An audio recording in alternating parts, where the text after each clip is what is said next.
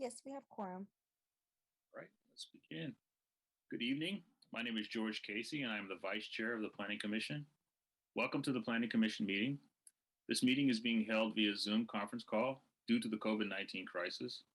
Members of the public may participate by following the instructions listed on the agenda. You may also view and listen to the meeting on live stream cable TV, Granicus, and YouTube. Following roll call during summary of hearing procedure, we will review how the public may provide comments during today's session. Oh, I'm sorry, hold on. Michael, did you want to make a comment before we get going? Yeah, Jennifer, I don't have the PC packet for tonight to do all the notes.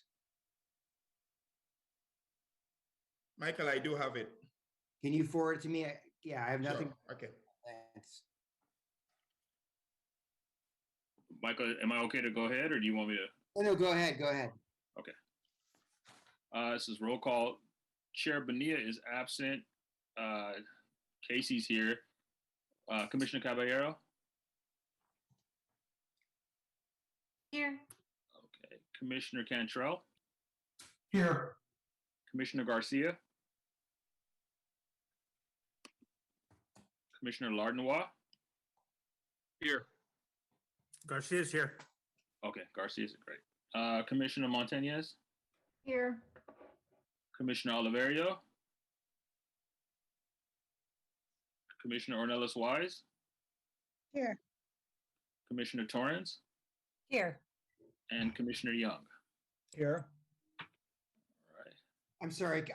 There's a bit of a snafu going on. Who was not here of the commissioners? Everybody was here except who? Oliverio and Commissioner Chair Bonilla. Okay, let me write that. Oliverio was not there. And I'm sorry, who was the other one? I believe Commissioner Oliverio is not here yet. Okay, he's the only one who's not present. Bonilla. No, Chair Bonilla is also not present, Michael. Yeah. Okay. Thank you. No problem. The procedure for this hearing is as follows. After the staff report, applicants and appellants may make a 5-minute presentation. City staff will call out names of the public who identify the items they want to speak on. You may identify yourself by the raised hand feature on Zoom, clicking *9 on your phone, or you may call 408-535-3505 or email planning support staff at sanjoseca.gov and identify your name, phone number, and what item or items you would like to speak on. As your name is called, city staff will unmute you to speak. After you confirm your audio is working, your allotted time will begin. Each speaker will have 2 minutes. Speakers using a translator will have 4 minutes. After the public testimony, the applicant and appellant may make closing remarks for an additional 5 minutes. Planning commissioners may ask questions of the speakers. Response to commissioners' questions will not reduce the speaker's time allowance. Staff will unmute the speaker to respond to the commissioner. The public hearing will then be closed and the Planning Commission will take action on the item. Planning Commission may request staff to respond to the public testimony, ask staff questions, and discuss the item. If you challenge these land use decisions in court, you may be limited to raising only those issues you or someone else raised at the public hearing or in written correspondence delivered to the city at or prior to the public hearing. The Planning Commission's actions on rezonings, pre-zonings, general plan amendments, and code amendments is only advisory to the City Council. The City Council will hold public hearings on these items. Section 20.120.400 of the Municipal Code provides the procedures for legal protests to the City Council on rezonings and pre-zonings. The Planning Commission's actions on conditional use permits is appealable to the City Council in accordance with Section 20.100.220 of the Municipal Code. Let's see. Do we have any speakers for public comments? I'm sorry, call to orders of the day. Are there any?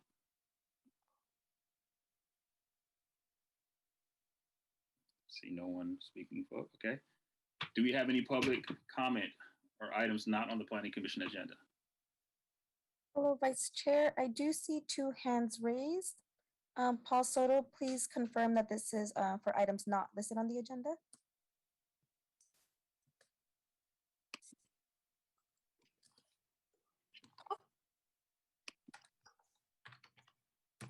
don't think he's unmuted yet.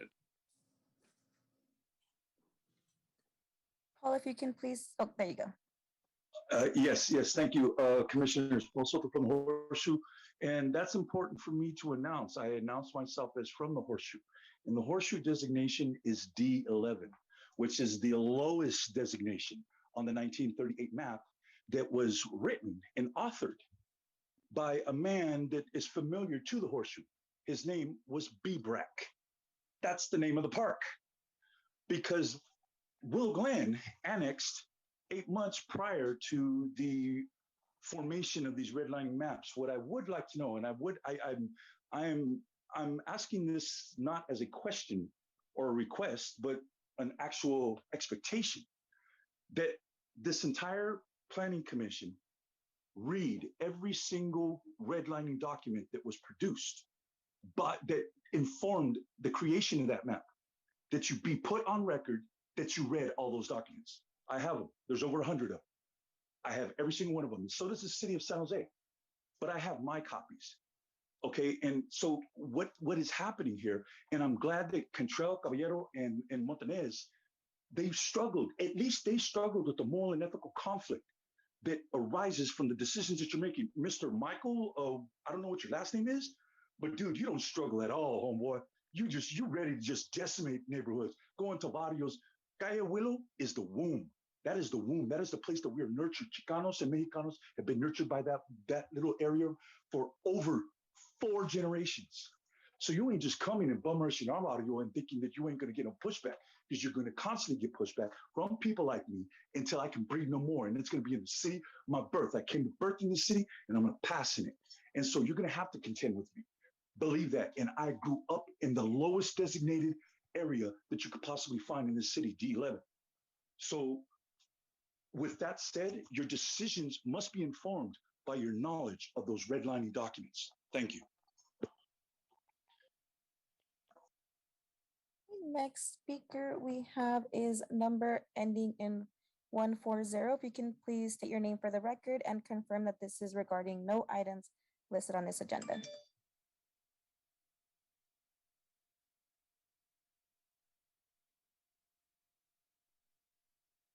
Yeah, I agree with Paul Soto. You guys are destroying neighborhoods. Of course, I believe in the community map, but don't mess around with Willow Street.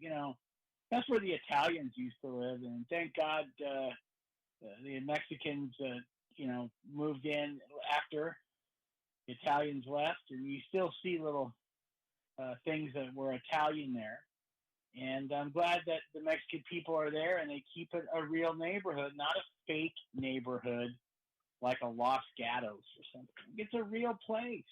Has a real church, real food, real community feel. And if you guys wreck that by some kind of weird gentrification, it's going to just wreck. Take a look at Willow Avenue, or Willow Street, and then take a look at your downtown. And you can see how no matter how much money you throw at something, no matter how many high rises you build, that nobody lives in, by the way. People don't know this. People do not live in those high rises. The lights come on and off during the night to make it look like people are living there. They even put furniture in there to make people look like they're living there. There's a reason why everything is shut down in downtown. There's nobody living down there. And the students don't count either. And now with the pandemic, that place looked like a pandemic before the pandemic. So it seems as if the more money and rules and regulations and gentrification you do, the worse it gets for the city of San Jose. Just look no further than what I call Plywood City. That's downtown Plywood City with a stenciled Tucker construction. It's pathetic. I couldn't imagine people coming to visit this town going, oh, wow, we're going to see the heart of the Silicon Valley. Oh, yeah, take a look at our beautiful downtown. We have the best raw plywood nailed to a window in the whole United States of America, even though this is the richest place on. Okay, sorry, your time is up. Next, we have Sandra. If you can please unmute your device. Yes, thank you very much, Commissioners. I really appreciated listening to the last session on SB 9, SB 10. I appreciate that very much. I was a little confused because the last study session that was performed for the city council, there were public comments afterwards. And I guess I should have had my public comment beforehand, but thank you so much for that session. And thank you so much for the staff that prepared. I appreciate it. Thank you. Okay, Vice Chair, this concludes all of the hands raised for public comment. Okay, we'll go to deferrals and removals from calendar. Staff, do we have any items to defer today, or anyone in the public wish to speak on an item of the agenda?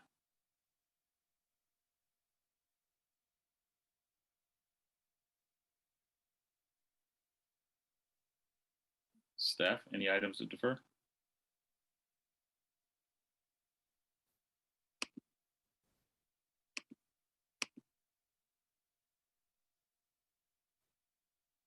All right, guess not. I see we have two raised hands. Jennifer, are we to speak to them about deferral items? There doesn't appear to be any deferral items. Hi, Vice Chair. Yeah, there's no deferral items, so we wouldn't open this for public comment. Okay. Let's go to the consent calendar. Are there any public speakers on items currently on the consent calendar? If yes, we'll remove the items from the consent calendar and move to public hearing to be heard in order. Commissioners, are there any items you want to remove from the consent calendar? I guess there's none, so we can keep moving. I'll move to approve the consent calendar. Second. Was that Commissioner Caballero for the second? Yes. Okay, thank you. And Commissioner Torrance, but You beat her.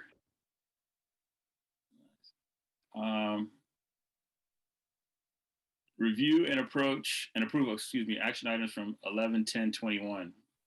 Do we have any changes to the minutes?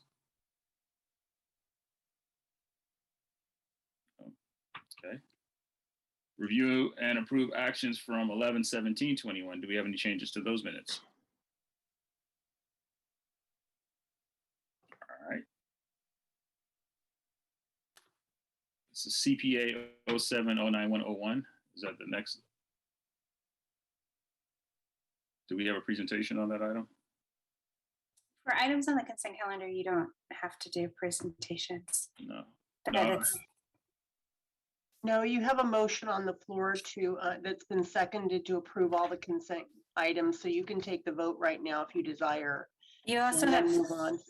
you also have 3 hands up, so I don't know if Oh, So help me out. I thought since there were no items, I don't know. Are we? so, sure. Vice Chair Casey, would you like me to help you out as Absolutely. Vice Chair? Okay.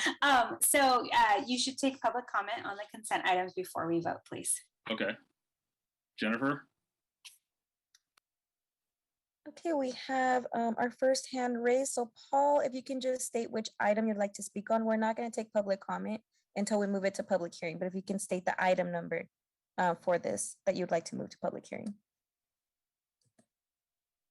Yes, so I can't comment on it. I just have to let you know which one I would like pulled. Which item is that? That's the minutes from the 17th. So I can comment on that? We can move that item to pub. He can comment on that right now. And if Okay. it's something that we need to have changed, then we can ask that the motion be changed. Cool. Okay, so I want to comment on that because when they had that Via Calle trip where Perales blocked off the streets from Alma and Lincoln, Minnesota and Lincoln brought it all the way down, you know, oh yeah, let's just look at this area, and then went from Cholo Burgers to Happy Hollow Park. Okay, that area is already designated because what I did is I went into the interior of that right angle, which is all the barrio that I grew up in.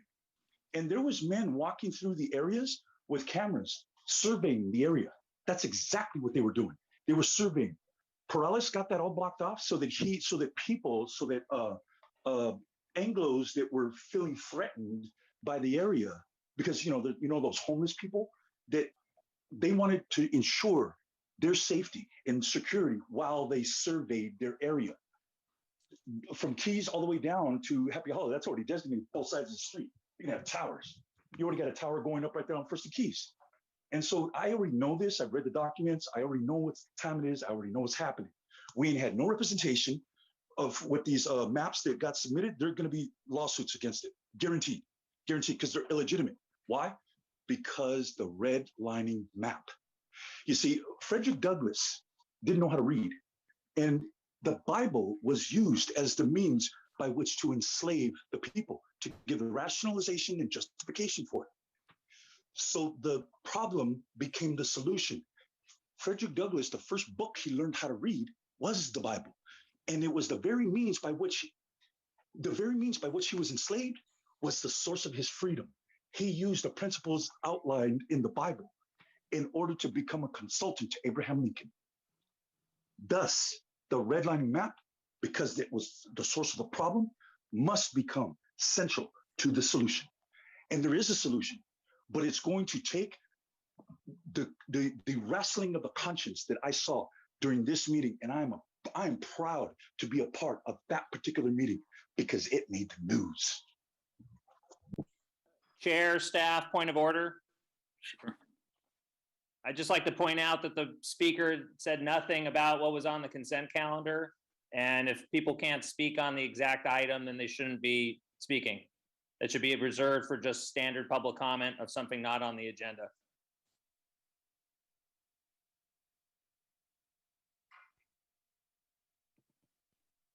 Moving to our next raised hand, we have number ending in 140. If you can just please state the item number you'd like moved to public hearing. Again, we're not taking public comment at this time.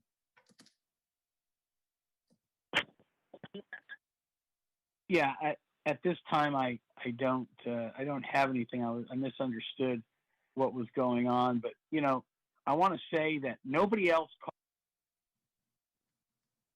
Okay, moving on to our next speaker, Marnie. If you can please state which item on the consent calendar you'd like moved to public hearing. I too am a little bit unsure about this process, so I want to speak to agenda item number 8 when it comes on, and I just want to make sure that now is not the appropriate time to speak. Yes, Marnie. When we reach to item 8A, I'll go ahead and put you on the list to speak for this item. Thank you so much. I appreciate that. Okay, Vice Chair, that concludes all of the raised hands at this time for consent calendar. Okay, and then Vera, we have to take a vote now on am I correct? Yes, you do. Okay, Chair Bonilla is absent. Chair Casey is a yes. Vice Chair Casey. Commissioner Caballero? Yes. Commissioner Cantrell? Yes. Commissioner Garcia? Yes. Commissioner Lardnois? Yes. Commissioner Montañez? Yes. Commissioner Oliverio? Yes. Commissioner Ornelas Wise? Yes. Commissioner Torrance? Yes. And Commissioner Young? Yes. Okay. Looks like the yeses have it. So Vice Chair Casey, state law requires us, and we have it up on the board, but I'm just going to clarify that the motion was approved by 9-0 and 2 absent. And the absent members are Commissioners Bonilla and Oliveria. Oh, excuse me, you're here, Commissioner Oliveria, excuse me. So it's actually 10-1? Correct. Okay, 10-0-1.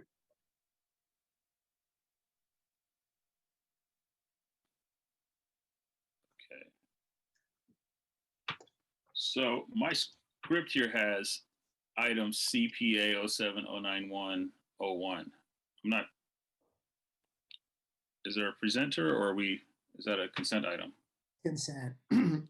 Yeah. That was a consent item. You can move on to the general plan public hearings, which are item 8A. Okay. And that's the Opportunity Housing SB 9 implementation? Yes, it is. And do we have a presentation for that? Or presenter? We do. Jared.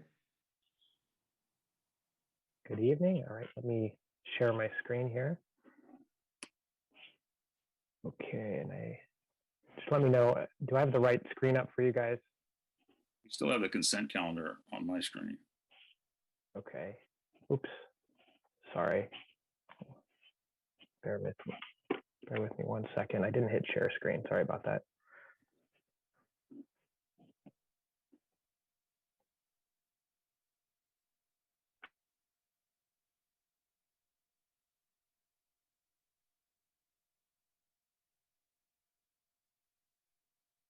Okay, sorry about that. I'm back. My Zoom just crashed on me, so that was fun.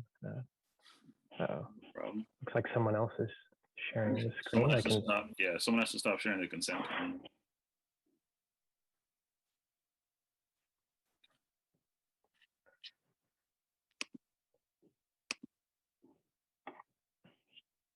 Okay. And then I need to swap that. Okay. Do you have the right screen up for you guys? General plan for your review. Okay. Yeah. All right. Thank you. Jared Ferguson, project manager in the Housing Catalyst with the Office of Economic Development, here this evening to talk to you about opportunity housing within the general plan for your review and also implementation of Senate Bill 9. As a reminder, this is the third hearing related to the general plan for your review. The first was related to Coyote Valley in October, and the second was everything else, or the kitchen sink, on November 10th. And tonight is opportunity housing. So what is opportunity housing? Opportunity housing allows 2 to 4 units of housing on properties currently designated for single-family homes. This is also referred to as missing middle housing. The idea is to deliver more housing choices in the same form and scale as existing single-family neighborhoods. Why is opportunity housing being considered? Currently, of all the residential land in San Jose, 94% is zoned for single-family homes. That is much higher than the national average of 75% of residential land in big cities that is zoned for single-family. The yellow areas on the map are those designated for single-family in San Jose. This shortage of land to build additional homes is one of the contributors to the housing shortage and affordability crisis, and it's something we see throughout the Bay Area. It's also reflected in home and rental prices. The current San Jose median home price is $1.25 million, according to Redfin. On June 11, 2019, the City Council approved the scope of work for the second general plan for-year review. This included staff recommended work items along with additional scope of work items detailed in a memo issued by Mayor Liccardo and Council members Jimenez, Perales, and Arenas. Those additional work items added by the mayor and council included opportunity housing with specific parameters around the development of opportunity housing. Those parameters were limit opportunity housing to parcels proximate to transit-oriented urban villages or immediately adjacent to residential parcels within existing medium density building types, duplexes or triplexes. Develop a set of design guidelines that would maintain current allowed heights and keep setbacks comparable to existing single-family homes to ensure development would be well integrated into neighborhoods. Allow flexibility on the number of units allowed per parcel that would vary based on lot size, location, and other factors. Clarify that any redevelopment remains within the discretion of the property owner. Specify that opportunity housing would be sensitive to historic neighborhoods. And lastly, validate that opportunity housing projects are cost effective. Opportunity housing was discussed at 4 of the 10 general plan task force meetings. At the December 19th task force meeting, staff provided background to the task force about opportunity housing. At the February 27th, 2020 task force meeting, staff provided an initial recommendation to the task force concerning opportunity housing and presented information about state legislation under consideration at the time, along with information about other missing middle housing programs in other cities across the country. Following the interruption in meetings due to the pandemic, the item was again taken up at the July 30, 2020 task force meeting. Staff presented a modified recommendation based on feedback from the public and members of the task force. The recommendation presented a framework with specific short-term and long-term actions The meeting was continued on to the August 20, 2020 task force meeting. Staff further modified its recommendations based on the discussion with the task force and with members of the public. Some task force members expressed concern that the staff time and resources used to implement opportunity housing would detract from implementation of other general plan related work such as urban village planning.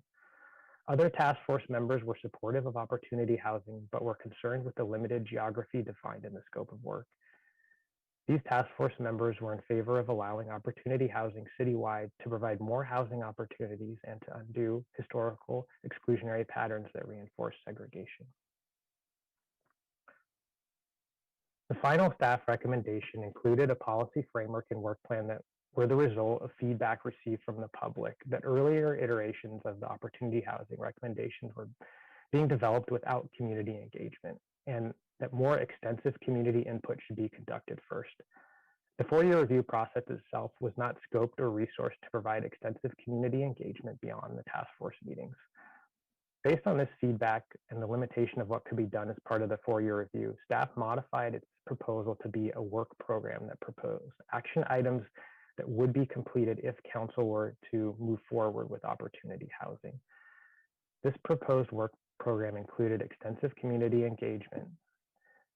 The staff proposal did, however, retain the initial policy recommendation on the geography of where opportunity housing should be located, as the geography was specified within the scope of work from the City Council.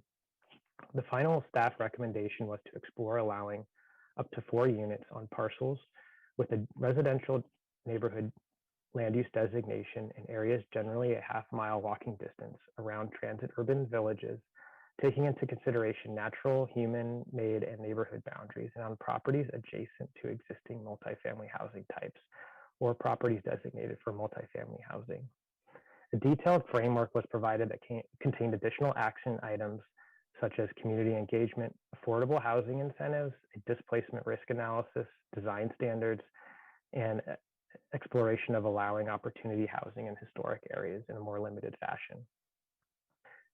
The task force approved the staff recommendation, but recommended that opportunity housing be considered on sites with a residential neighborhood land use designation citywide. This was approved by a vote of 28 in favor and 6 opposed. The task force also passed a second recommendation to staff that it prioritize urban village implementation. This was approved by a vote of 27 in favor, 6 opposed, and 1 abstaining. Staff agrees with this recommendation on urban village work, which is consistent with a major strategy of the general plan. Urban village implementation has continued through the completion of urban village plans. To date, 13 urban village plans are approved and 1 is in process, and 2 additional villages have grant funding and will be initiated next year. Following the conclusion of the task force meeting, staff engaged a consultant, Strategic Economics, to help complete item 1F of the City Council approved scope of work to validate the cost effectiveness of opportunity housing. The complete report is included as Exhibit A to the staff report for this item. To evaluate the financial feasibility of opportunity housing across the city, the consultant analyzed different sub-areas in the city to understand the market strengths for different parts of the city for rental and for sale. The sub-areas were then assigned to 3 different tiers based on market strength. Tier 1 being the strongest sub-markets, meaning higher sale prices or rents, and Tier 3 being the weaker sub-markets. This first diagram shows the tiers for rental housing. In order to determine these tiers for multifamily rental, data was taken from CoStar and analyzed. Certain areas of the city are stronger for rental and may or may not be strong markets for sale. For example, the central sub area, which includes downtown, is in Tier 1 for rental, but Tier 2 for sale. The second diagram shows the for sale tiers. Data from Redfin on single family and condo sales in the last several years was used to determine which tier a sub area would fit into for this. Some areas are stronger in for sale than for rental. For example, the Cambrian sub areas in Tier 2 for rental and Tier 1 for sale. The South and Edenvale sub areas are in Tier 2 for rental and Tier 3 for sale. The sub areas are generalized, and there could be certain areas within these sub areas that could command stronger rents or sale prices. Just one example would be the area near the planned BART station in Alum Rock might command higher rents or sale prices down the road. The next step in the analysis was to develop prototypes that represented potential multi-unit configurations. The consultant developed 12 prototypes. Some configurations were tested as for sale and some as rental and some as for both. All prototypes were tested on 7,500 square foot lots. This size was determined based on a citywide analysis conducted by the consultant. Prototypes vary in parking supplied, but all 2 to 4 unit configurations assume at least one parking space per unit. There were 7 configurations with 2 to 4 units. The first, the stacked fourplex, is 2 stories with a single building with 4 units, 1 common entrance and 2 units on each floor. This was tested as both a condo and a rental. The side-by-side duplex is 2 stories, a traditional duplex condo with the same footprint as the stacked fourplex. Side-by-side duplex in the rear yard, which is a newly constructed duplex in the rear yard of an existing single-family home. This was tested as both a condo and a rental project. And then attached townhomes, which 4 attached townhomes on one lot tested as a condo, and then very similar to that, 4 detached small lot single-family units on one lot tested as a condo. Then there were some additional configurations analyzed that contain more than 4 units.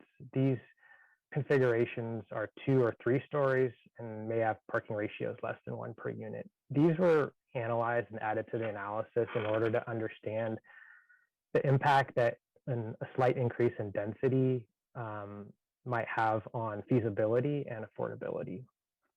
So these configurations were a 3-story sixplex, which is adding a 3rd story to the fourplex, a 2-story eightplex, and a 3-story eightplex.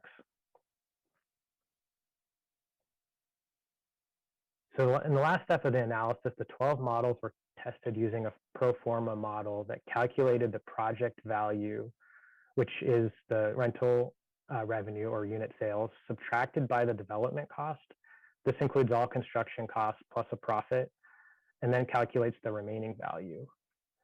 Therefore, for a project to be considered feasible, that remaining or residual value would need to be greater than or equal to the cost of acquiring the property.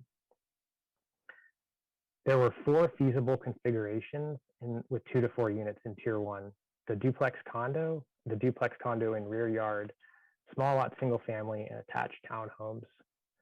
3 configurations above 4 units were feasible in Tier 1, the 3-story sixplex, the 3-story eightplex condo, and the 3-story eightplex rental. In Tier 2, the side-by-side large duplex condo was feasible, and the small lot single family. No configurations were found to be feasible in Tier 3.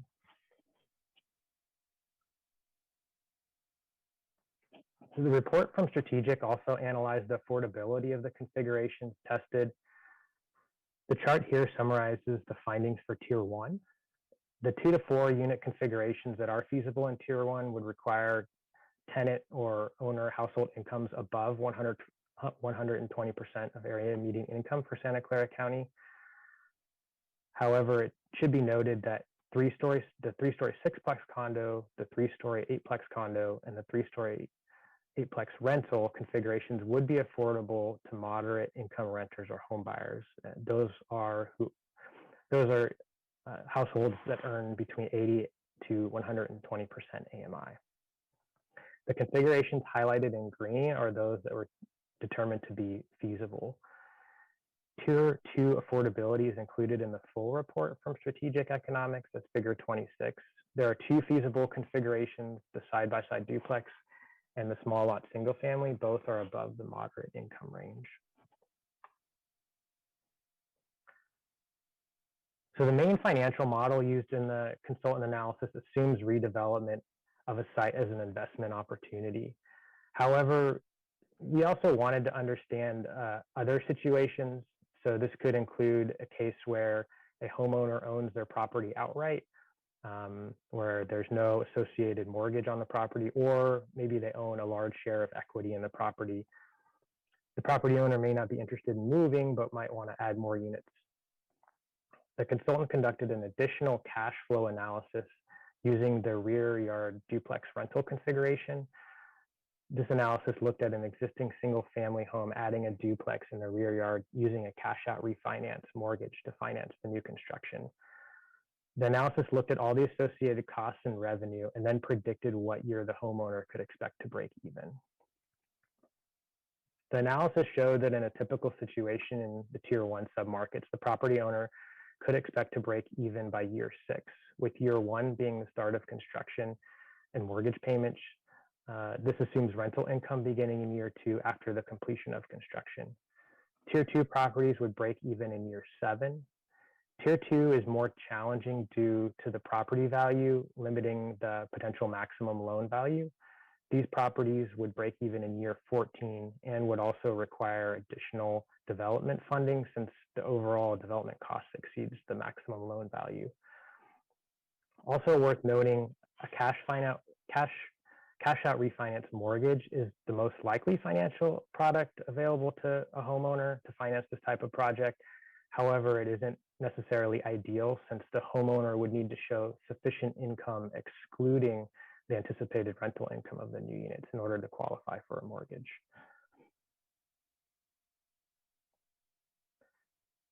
So to summarize the key findings of the cost analysis, overall, there were several configurations in specific submarkets within the city where redevelopment of single-family lots into multiple units is financially feasible. However, there are still many situations where redevelopment is not financially feasible or where site constraints would prevent redevelopment. Extensive or sweeping redevelopment of single-family neighborhoods is unlikely given the findings of this financial feasibility analysis. This conclusion is consistent with the July 2021 study released by the Turner Center for Housing Innovation at UC Berkeley. A key finding of that study was that 5.4% of all single-family lots in the state would be feasible for redevelopment under SB 9.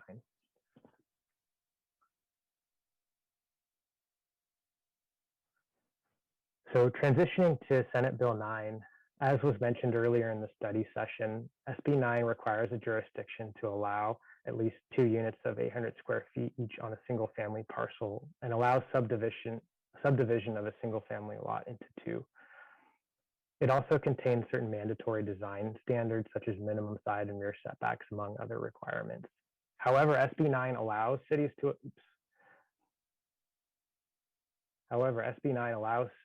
to adopt additional objective design standards. This could include standards to ensure new units fit better within the existing neighborhood, such as requiring front doors to be street facing or limiting the percentage of a front facade that is taken up by garage doors. These are just 2 examples. Staff is recommending development of these design standards that would then be brought to the Planning Commission and the City Council for consideration. Staff anticipates that this effort would take approximately 1 year to complete and would include additional community outreach.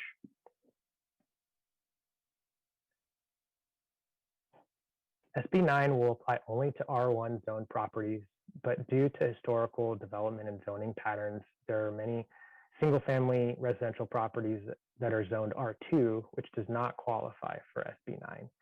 R2 already allows for the construction of duplexes if consistent with the general plan designation and following CEQA compliance and a publicly noticed discretionary hearing.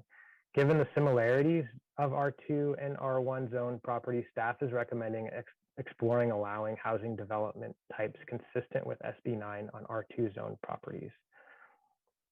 If no action is taken regarding the R2 zoning district, it could be easier to develop a duplex on a property zoned R1.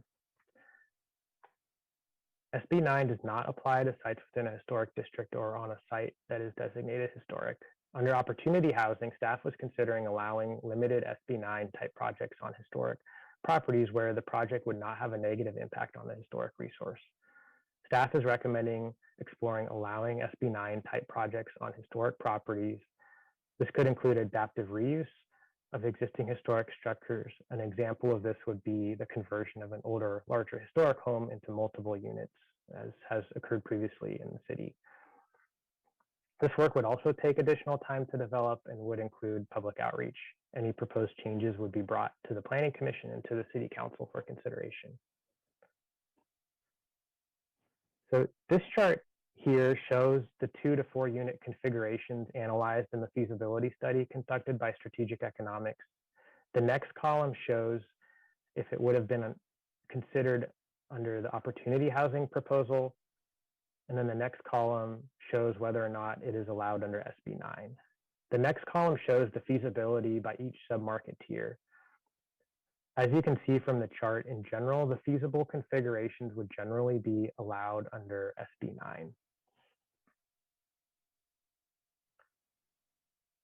So given this analysis, staff is recommending that the city decline to move forward with its opportunity housing effort at the present time in order to focus on implementation of SB 9, which, as we just discussed, required the city to allow many of the opportunity housing types contemplated as part of the 4-year review general plan process. Additionally, to direct staff to develop citywide design standards for implementation of SB 9, and lastly, to direct staff to explore allowing SB 9 type housing projects within R2 zoning districts and on historic properties that do not qualify under SB 9. And that concludes my presentation. See, Commissioner Caballero, you have a hand up? Yes. Hi, Jared. A couple quick, hopefully quick questions. Under SB 9 or under opportunity housing, which would allow more potential housing development within the city of San Jose and across sort of city or citywide?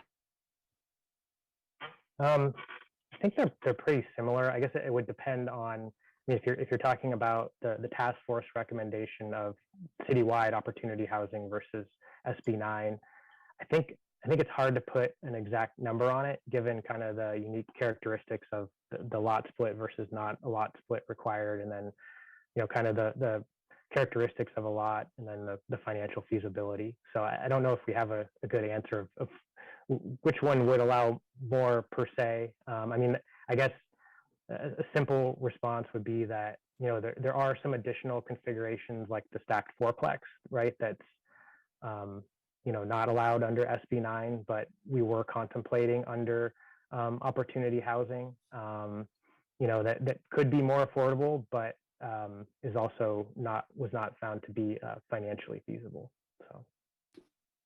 Yeah, I think the main point, the total number of units, opportunity housing would allow the same number of units as SB 9.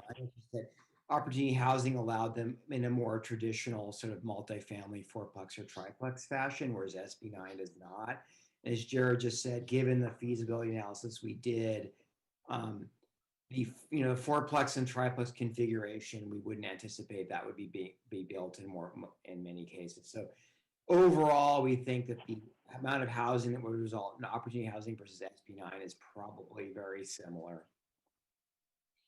Okay, and then I have a question related to the affordability analysis that was done. And I mean, with the exception of sort of, I think it was the stacked 8plex or something to that, none of these would be considered affordable.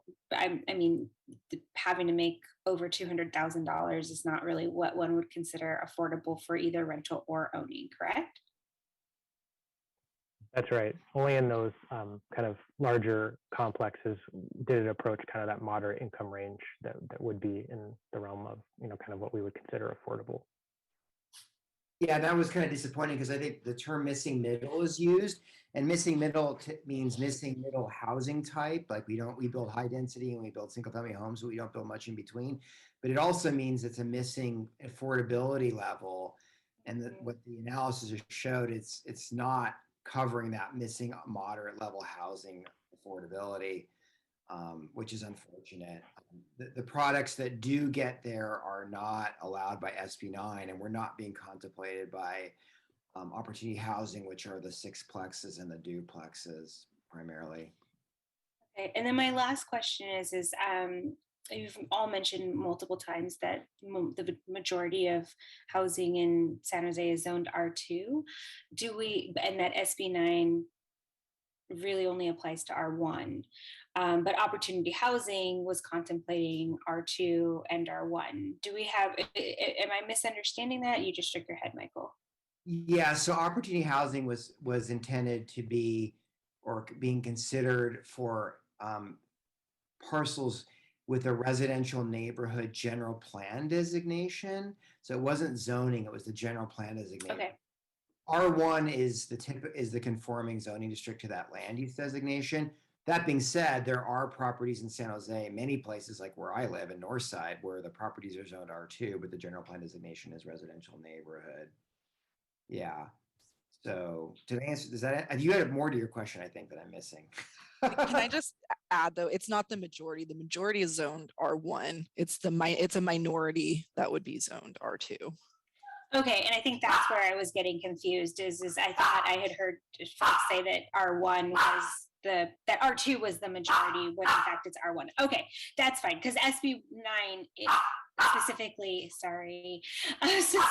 applies to R1, correct? Correct. Yeah, and we had figured there's a little less than 9,000 parcels that have the R2 zoning, so in the city. Yeah, where those parcels tend to be are in the older parts of pre-World War II parts of town, like the neighborhood I live in, which is North Side. Probably around, oh God, what is it called? I'm forgetting, spacing out. They generally are in and around downtown. That's it for now. Thank you. Commissioner Lardnois, you have a question? Yeah, I was, before asking questions, I was curious, what's the scope of like what we should be asking now versus after we have public comment? I mean, I think now, well, yeah. I mean, I guess generally you have public comment, then you deliberate.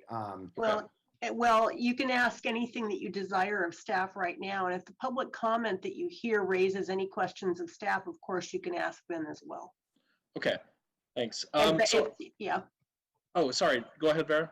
No, that's okay. And it's not until the chair closes the public hearing. It's when all of your questions of staff, the public, everything are closed. And then, that's the opportunity to close the public hearing when you have a motion and then vote on it.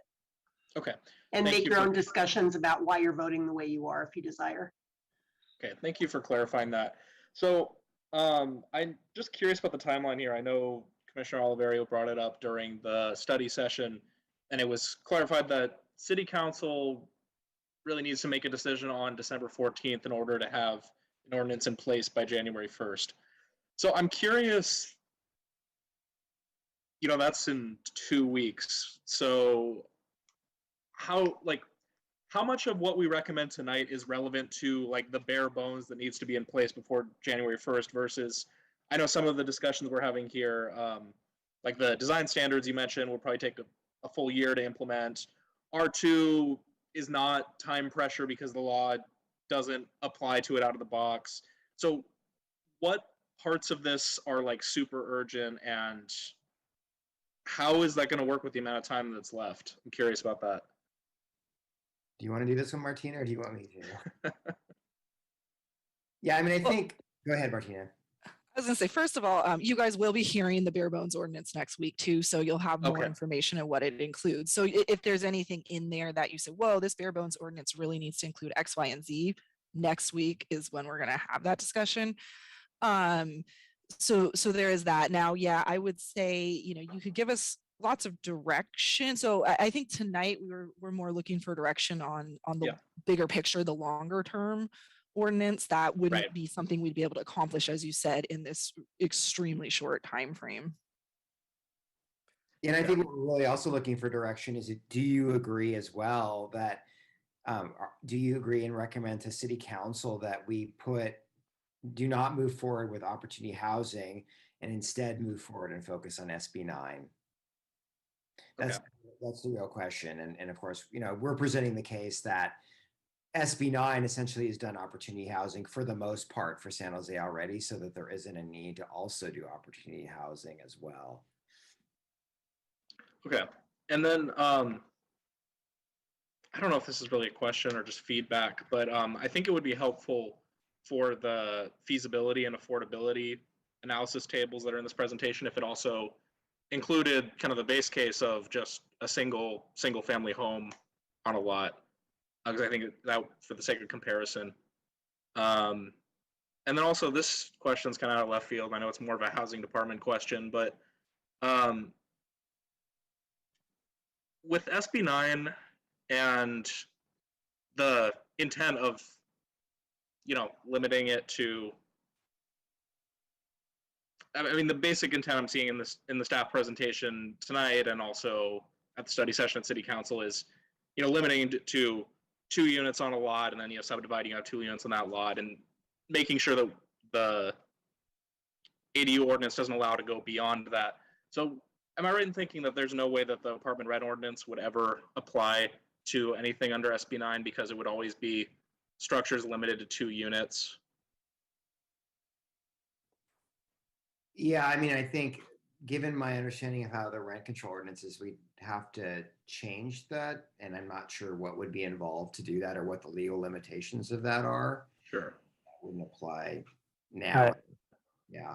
I don't know if you I can comment too, but happy to defer to Vera. But we're limited on applying rent control to new construction. They have it has to be to older buildings when we're looking to apply rent control. So the reason I asked that is because I think I remember reading that in San Francisco, their ordinance is 2 units and up, and when ADUs were legalized, they started applying it to older construction that had a converted ADU because it wasn't considered new construction. But it seems like that's not really relevant in San Jose because our ordinance is 3 units anyways, right? Right. Okay. I think that's it for my questions for now. Thank you so much. Commissioner Cantrell, you had a question? Yeah, actually, I guess I'm a little puzzled. I'm just trying to understand the quantitative difference between the two, or the quantitative number for either one. How many units are we talking about? What does it mean on either side? Yeah, I think, it's really hard to give a specific number of what each one would net over time. I think generally speaking, both allow up to kind of 4 units on a lot. But it just comes down to how you're able to configure those units on that lot. And then, but I mean, we generally think that the feasibility assessment that we did on those configurations of 2 to 4 units could kind of be taken and applied to Senate Bill 9 to show that, there are going to be cases where it is financially feasible to redevelop sites, with 2 to 4 units, but that there's still going to be a lot of cases where it's not going to be financially feasible or makes sense, from an investment standpoint to redevelop properties. So I can't really give you an answer to a question of how many units it will be over time. I think it's that's to be determined, but it's really around just kind of understanding what the potential is. And I think so we don't it's have kind of very similar. No idea at all about what is possible, given understanding what our parcels look like. Any guidance at all would be helpful. Right now, so it's hard for me to say, well, let's not do this. Let's do this if we can't stack the two and see the value of this over this. They both sound very similar. Agreed.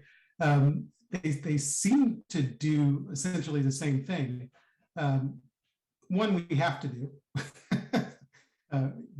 So I don't know if that, but I don't know how if we need to include elements from opportunity housing in SB 9 somehow, or if we walk away from it because we're doing SB 9. It's hard for me to measure the difference. Well, and I think some of our recommendation, we are, kind of pulling from opportunity housing a little bit in terms of considering it, it on R2 zoning district, and then also looking at it in, in a more limited fashion in historic areas. So we are kind of pulling from that a bit, in terms of what we're recommending here. But I think, it gets hard to predict over time, kind of redevelopment and finance. We can only kind of look at this current, snapshot in time. So it's hard to give you a number of what the true potential is. Yeah, I mean, Jared's right. I mean, I think just in general, whether it's opportunity housing or SB9. We don't think there's going to be a lot of difference between either strategy, but I mean, if any, I think the ADUs might be an indicator of how many SB9 projects we might see. So, I mean, that's the closest sort of indicator we have, and we approve roughly or build about roughly around 400 a year now, ADUs. So that is probably the closest thing we can point to that might give us an idea of how many SB9 housing projects would be built. And that might be an understatement or that might be an overstatement. We don't know, but that's, yeah. So, I'm not faulting anyone here, but I think that drives why people are concerned, because there's no way to know what their communities might look like. Communities they've already invested in and live in may change, and nobody knows how much. So I get their concern there. I wish we could help, kind of allay some of that concern with numbers that give a sense of what might happen. But it just seems wide open. But thank you guys for your work. I appreciate what you're trying to do. I understand your difficulty, but it's really kind of hard to figure out. Yeah, I think the main takeaway is that we really are not anticipating a wave of SB9 projects. I think it's going to be a lot more. It's going to be fairly limited. Would you agree, Jared and Martina? I think fairly, and I do also want to add, part of the reason that it's hard to answer this question is if we were to do a more complete, beyond the bare bones SB9, applying our existing standards, it really actually depends on where we go with it, right? I mean, we do have a lot of leeway to apply standards, to relax our current standards for SB9 projects, for example. So if we were directed to, hey, let's work on SB9, that's what we'd be looking at. Okay, well, so now we've got the baseline. Where do we go and what standards we create really kind of do shape the feasibility of projects. And so that's partially why too, if we wanted to take an opinion of, hey, our SB9 implementation ordinance is going to make it as hard as possible, that's going to result in a lot less units. And then if we adopt standards that are very permissive for SB9. And I would just also to add on a little bit, I think that's also to respond to your comment is just, the importance of the design standards, right? So that we're developing them in a way where these new units can really match the form and feel of the neighborhood, with the kind of the concept of having the front doors facing out to the street so that, it isn't necessarily, changes that make it feel out of character to what people are used to. And we'll hear more about that in the next meeting. Is that right? Or? Yeah, definitely. I mean, somewhat. So again, next week is focused mostly on that, just sort of avoid chaos, make it make sense. How does this work within our existing standards? But it definitely will kind of beget a discussion of, okay, well, what if we went beyond? But that's kind of what we're asking today. Do you want us to really, after this bare bones, get into that really in deep? How do we address SB9? So we'll have some of it next week, but not the full, getting into all the design standard kind of thing. Okay, thanks. Commissioner Garcia, a question. Thank you, Chair. So my initial thought in this staff recommendation is I'm not opposed to not investing more resources in opportunity housing and focusing on SB9. I guess I would ask, is it premature to develop citywide standards for the implementation? Is it really necessary? Because while the SB9 doesn't put specific requirements, it just says what you cannot do, like was mentioned, right? You can have objective standards, but you cannot put them so that there would preclude, the 2 units being able to be built less than, each being 800 square feet. You can't require setbacks greater than, 4 feet. So I'm interpreting it as it's just supposed to work within the framework of our existing standards. And then as the applications come in, if we see the need to change our design standards, then we could look at it at that time. I mean, isn't it kind of early to decide to just, because that's basically carte blanche to design standards. Why shouldn't it just fit our existing standards, as long as it doesn't preclude, as you know, prevent people from splitting it and building, you know, 2 homes or having 2 homes on what was previously 1 home? It just seems premature, is my concern. Yeah, and if I could respond to that, I mean, absolutely, right? So this ordinance next week is not applying new standards other than where SB 9 eliminates a standard that we have to have something to refer to, and then clarify how our existing standards where it's unclear.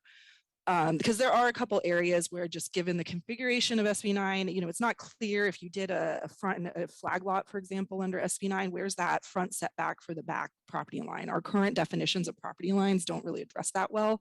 So this ordinance would clarify that. So that really is the goal. We really did limit it to clarifications, to filling in basically holes in the zoning ordinance that SB 9 left, that we need to have an answer to when people come and say, can I do this?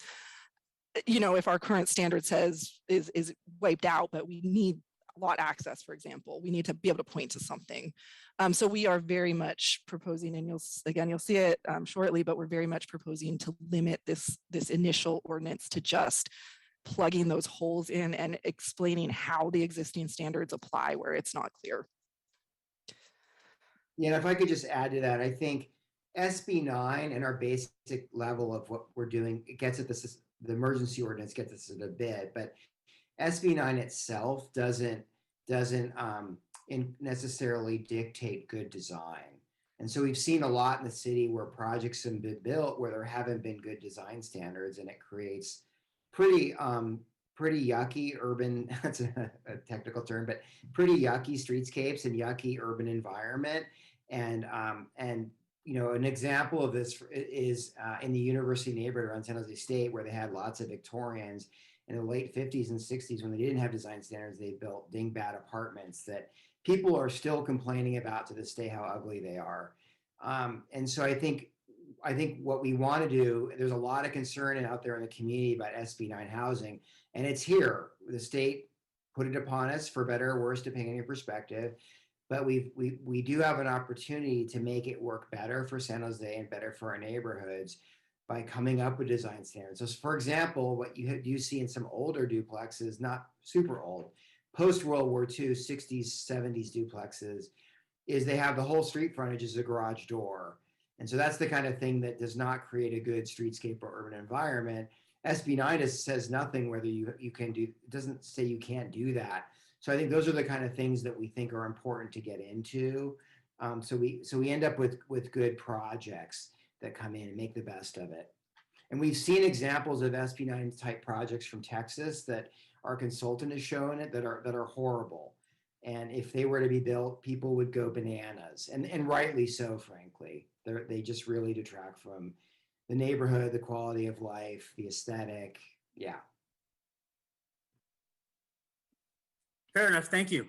So we'll trust you then. You don't have to fully trust. We'll be back with more stuff for your consideration.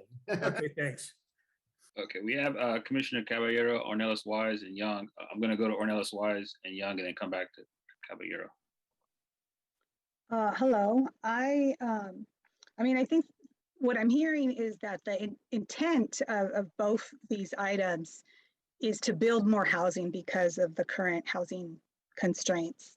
And so basically, I'm wondering is it possible, because it seems like obviously they overlap and they're very similar, would it be possible to do these either side by side or concurrently, because they kind of, to figure out what SB 9, what challenges either homeowners will have with developing the site, or, I mean, not meeting the intent, and maybe, I don't know, placeholding them on the opportunity housing list. I mean, obviously SB 9 needs immediate attention. You need to prioritize that because it's something that needs to be done now. And I understand why you want to delay the opportunity housing, but I don't want certain things to be left out. I guess that's what I'm saying. I don't want there to, whatever is missing there. Like one of the things that you mentioned was historical sites, and some of those historical properties maybe be limited, but based on my experience, a lot of those historical properties or historical homes have larger lots. So they may be, have more room to either subdivide and create a flag lot or put additional housing in the rear of the lot. And, in regards to some of the design standards that you're talking about, I think that there should be some design standard, exceptions, because every lot and topography is slightly different. And I know one of the staff mentioned, the door on the side, I don't know, one of them might be a corner lot. So the door on the side might work well. Sometimes I know that you have certain ideas of certain design guidelines, but they don't fit. They're not cookie cutter for every lot. So that's just some, I of course would like to see design standards, but I don't want to create more restrictions that would either prohibit or, obviously costs to just develop is a lot, so obviously if we want to encourage people to build more housing, we want to make it easy for people that like the regular folk, not just the developer, like a homeowner, to be able to go ahead and take a second out to be, or a line of credit or whatever they're going to do. You really, or even look into, somebody that already has an existing detached garage that is doesn't meet city setbacks or something, but can easily refurbish that structure and turn it into a second unit. So I guess I would like to see a little bit more flexibility for even people that may have illegally built something but want to legalize it, and it might be within the setbacks or something. So I'd want there to not be so much, I don't want it to be so strict, because obviously the intent really of what we're wanting to do is allow people to build more housing. So I think it would be okay. Obviously SB 9 needs attention and you need to focus on that. So I see and understand what you're doing. But just, keep in mind, okay, this, we could put, opportunity housing and just set it aside. Those are just my thoughts. And if it could possibly be done concurrently, or if there's something that you see that there's a need missing, because if you would delay it, basically, when would opportunity housing come back to the table? When would that come back? Well, so to be clear, we're not, two things. One is, so we're not proposing to move forward with opportunity housing at all right now. Now, at some point in time, we could decide it's worth doing that. But I just want to reiterate something that Jared said. It's not that we're not doing anything on opportunity housing. Mm-hmm. We're actually recommending move forward with SB 9, but expanding the opportunities at SB 9 by allowing potentially R2 lots, right, to also have SB 9 housing, and to consider whether historic properties could have SB 9 housing, which comes right out of opportunity housing. So there is a little bit of blending between the two. We're taking SB 9 and we are adding a few elements of opportunity housing to our SB 9 approach. But I think as we move forward, we may discover new things or new opportunities, or find that certain things aren't working and we'll have to adjust and adapt. I think one thing that was really interesting for me is, again, the affordability levels were very disappointing, right? You have to make a lot of money to afford one of these SB 9 housings. They're not really missing middle. But what we did find is the 6-plexes and 8-plexes actually kind of fit that niche of, more middle-class, moderate income earners, where you could make less than 100,000 and be able to buy something. So, or rent. And so I think that's the housing type that our general plan doesn't allow much of. SB 9 doesn't allow that. opportunity housing wasn't contemplating that, and urban villages are really more reserved for that higher density. And so it's sort of like thinking like, well, gee, maybe in the future we should start to think about where could you allow that really, that more moderate density to happen.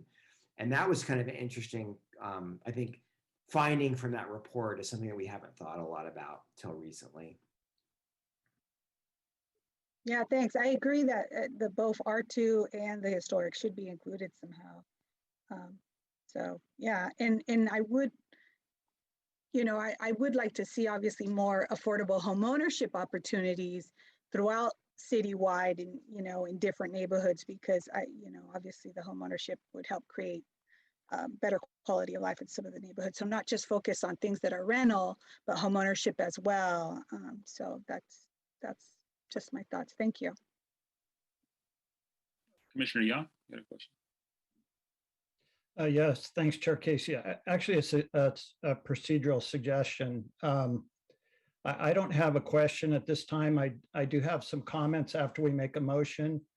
So if there's other commissioners that have questions, but then I think it's important to hear from the public, the public members that want to testify before we make any kind of motion. So just a suggestion, thanks. Yeah, Vera, did we overstep and were we supposed to do public comments before the commissioner comments? Well, the commissioners, I think, are asking questions of staff. Right. And to the extent that they're asking questions of staff, that should happen before you close the public hearing. But, you can take the public comments now if you desire, obviously, or take them after the commissioners ask some questions of staff. And they may have more questions of staff once the public speaks. Okay, let's go ahead. But the instruction of the commissioners is if it's a comment on the concept, you may want to keep it until after the public hearing is closed. If it's factual or other questions of staff, please ask them now. All right, guys, you heard Vera. Commissioner Montañez. So just really quickly, Jared, remind me again what the intent of SB 9 is.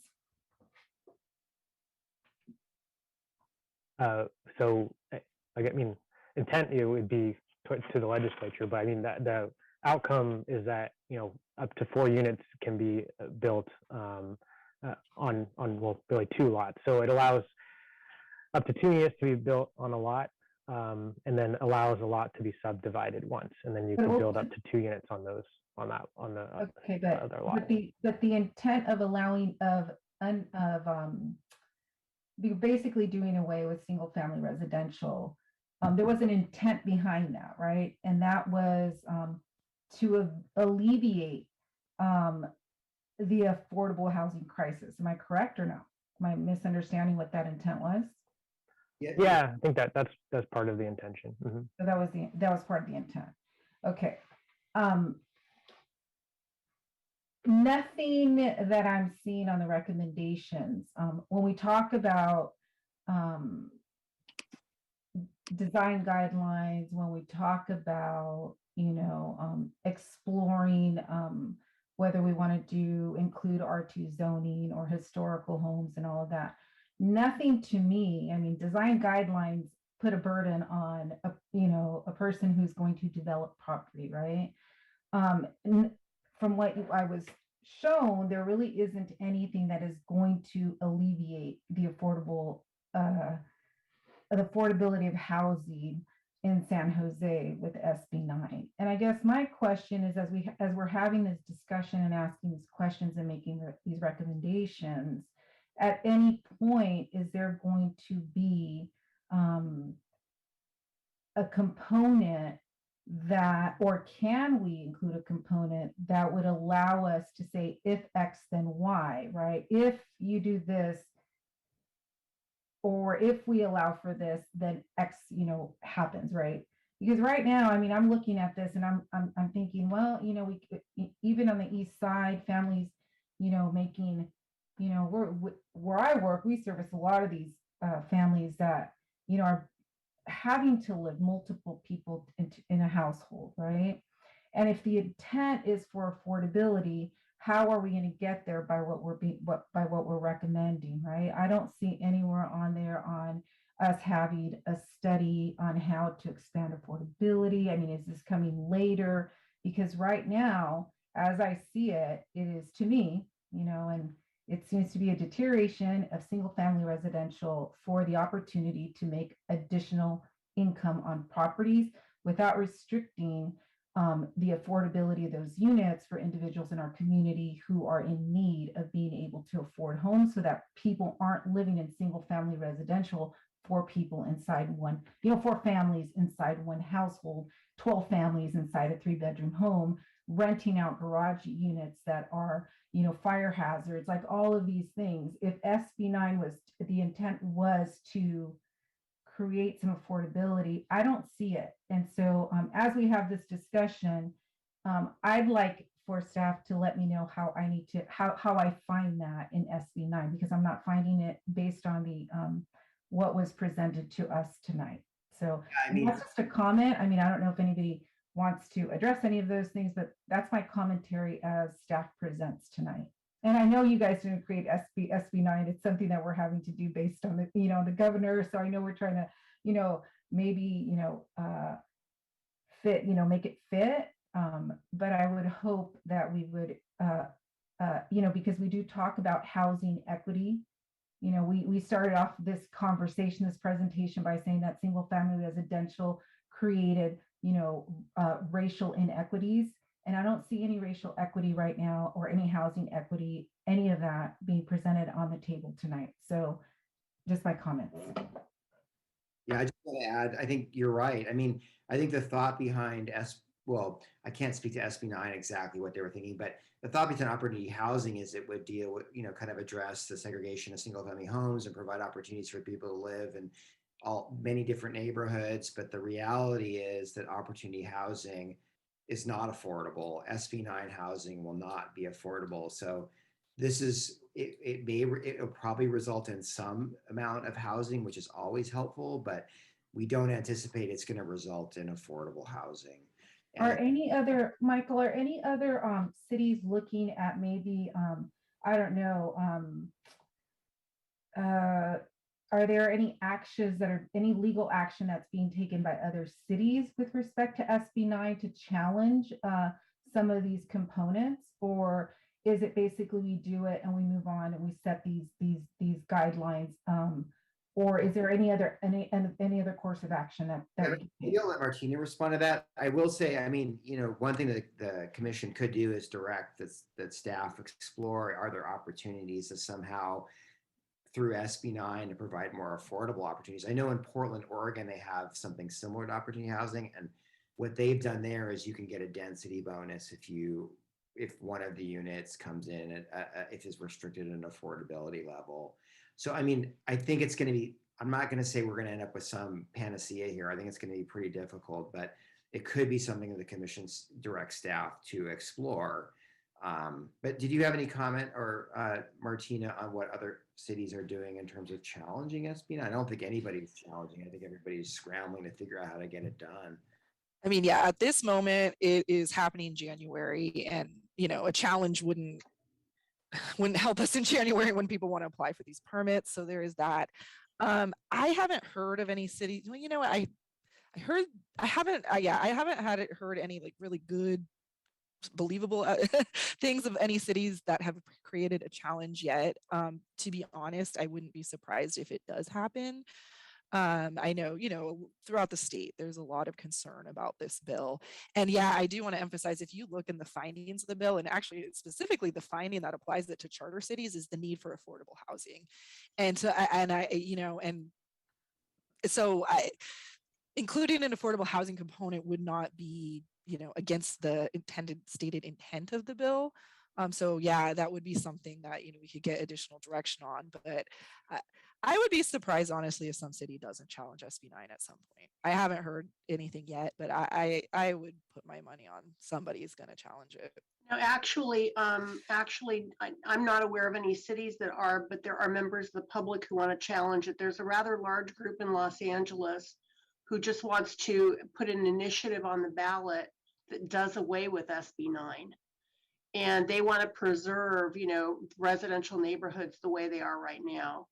And that may have a lot of traction actually in a number of areas, in the state. So who knows? But I think that it's a reflection, apparently, according to the news, that a number, many homeowners do not want this type of subdivision of land in areas where they have lived for a long time with a certain, a certain manner of development. And so I've heard of that possibility happening to challenge, to get rid of SB 9 on a statewide level through an initiative. And I just wanted to add, just going back to kind of the general comments around affordability. I mean, I think what we did find in the analysis and that we talked about, I mean, that a slight increase in the number of units, right, lowered the affordability of those units. So, I mean, you can look at some increased density to improve affordability, and also look at unit sizes as well to have an impact on affordability. So. Thanks, Jared. Commissioner Caballero, good question. Sure. I guess my question goes to something that Commissioner Ornelas brought up, is what are the cons to moving forward with both the task force recommendation and SB 9 concurrently? And as a government employee, I totally recognize that staffing is a huge concern sometimes. If that's one of the issues. I think that the staff recommendation tries to blend the two, but just if someone could kind of talk through quickly, what are the cons of trying to do that together? Yeah, I can do that. I think, so one, I think from our analysis, we're not seeing that by doing both is likely to result in significantly more housing. I think they're very similar. And secondly, opportunity housing is a very, very, very heavy lift based on the conversations we had at the task force, based on the number of neighborhood meetings we had, based on the emails that were getting flooded in our inbox. It's a very heavy lift. May have driven one of our planners to go seek a job elsewhere, actually, who was working on this. So it would be a huge lift. And I think we need to pick our battles or pick our tough assignments. And I think we would recommend moving forward with SB 9 with the sort of opportunity housing elements that we talked about integrated in. We can always see how it's working and saying, yes, it's working, no, it's not working, or it is working, but we could do more here, and then have a conversation about, how we might go beyond SB 9 as well. We can also talk about, as we talk about the standards, are there things we want to open up more in the standards that would provide more flexibility and opportunities for SB 9 housing? But I think what we think we're going to find is, so again, we don't see a lot of difference between opportunity housing and SB 9 in terms of production. I think where we could see some benefits is sort of in that next tier up of density. And that's the real question. We're not recommending doing that now because we have our hands full, but it's the kind of thing that council could say down the road, maybe we should be exploring some opportunities for 6-plexes and 8-plexes and 10-plexes. And maybe they belong, for example, on those single family lots that abut a 4-lane arterial like Blossom Hill Road or Saratoga. Those are the kind of things that I think we can think about as a next step once we get through implementing SB 9. Thank you, Michael. Commissioner Oliveira, you had a question? Thank you, Chair. Michael, so this report prepared by Strategic Economics that clearly lays out that there's no affordability in this proposal. How much did this report cost? I don't recall. Probably a couple $100,000, but I don't remember. The project manager is no longer with us, so she would know off the top of her head, but I don't remember. I'm sorry. Okay, I'd certainly love to know the answer. Maybe it'll come to you by the time you bring it to City Council. Yeah, it's probably in the couple $100,000 range. I can look it up. I just don't have it off the top of my head. Okay. And then in the report, it doesn't mention any chance of gentrification or displacement. And on this topic, in Los Angeles, historically African-American neighborhoods, all the political leaders were opposing this. because they felt it was taking away from what was gained by those families. And I don't see anything talking about gentrification or displacement in the report. So question to you, do you believe that's a shortcoming or that's just not pertinent? That was really something that we intended to do as part of the comprehensive work plan related to opportunity housing. If council had moved forward, was a more in-depth displacement risk analysis. So this report was just responding to the council scope regarding a cost analysis, and we intended to do more work later on displacement. So, but it kind of got interrupted by SB 9. So, but it wasn't that we weren't interested in that or that we didn't intend to do that work later. Understood. So for that content to be covered might be another couple $100,000. Yeah, I mean, if we were probably in that neighborhood, if we wanted to do that for SB9, but I mean, we were doing displacement work analysis to inform what the policy framework proposal would look like, right? Whereas SB9 has been imposed to us upon the state. So that's why we haven't thought about whether we should do a displacement analysis under SB9, because we just have to do it. There's not a lot of options here. I mean, I guess maybe there could be some things that the city could do if it results in displacement. That's very possible. But I mean, right now we're in sort of I don't want to say panic mode. Martina's actually she's the Silicon Valley expert on this for the whole county, I would say. And so, we're not in panic mode, but we're hustling here. And so we haven't really thought about doing that for SB9.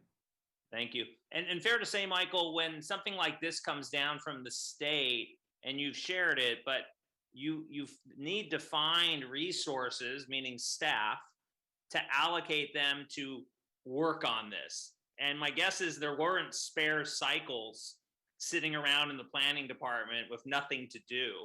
That means those resources you're putting on SB9 will be taken from somewhere else. Yeah, but yes, although I will say we do have a grant from, I think it's either the LEAP grant or the REAP grant, I forget, because they sound so similar, but we do have, do you remember, Martina? I think it's $350,000. We have a significant amount of money that we can apply let me just say this, we are confirming right now that we can use that money for SB9 implementation. So yes, while it's true, we're always short on resources. The good news is that we do have funding that's looking like we can spend an SB9 implementation, to hire a consultant. We even have a consultant in mind to do the design standards, to help with community outreach. So that's good news. Usually we're not in that situation. So Michael, you're saying then if this grant is allowed to be used for this purpose, you wouldn't allocate that money towards staff to do this work. You would hire an outside consultant to do all this work. No, not necessarily. We can use the money for staff too. So we have the flexibility to hire staff, hire a consultant, or do both, and we'd probably use it for both. Got it. And there are available staff members ready to take on the assignment, because I had understood I think it was two meetings ago, where 8 planners left, and unless you were able to fill all those people that left. No, yeah, we lost 5 planners. So at the moment there is, I mean, we're figuring this out right now, how we're going to do this. But yeah, I mean, we are short staffed. We've got recruitments that are going on right now. So, we'll be shifting people around, probably a more experienced person to work on this. But it's not that we can, so we have some challenges, but we're working on it. Sure. And then when this proposal came from the General Plan Task Force to move forward with opportunity housing citywide, it was noted that it would require an EIR, some high level of work besides constituent public outreach. Is that still the case with SB9, or did SB9 eliminate the city's need to do that? Yeah, Martina, correct me if I'm wrong, but yeah, it eliminated the need to do that. Isn't that right, Martina?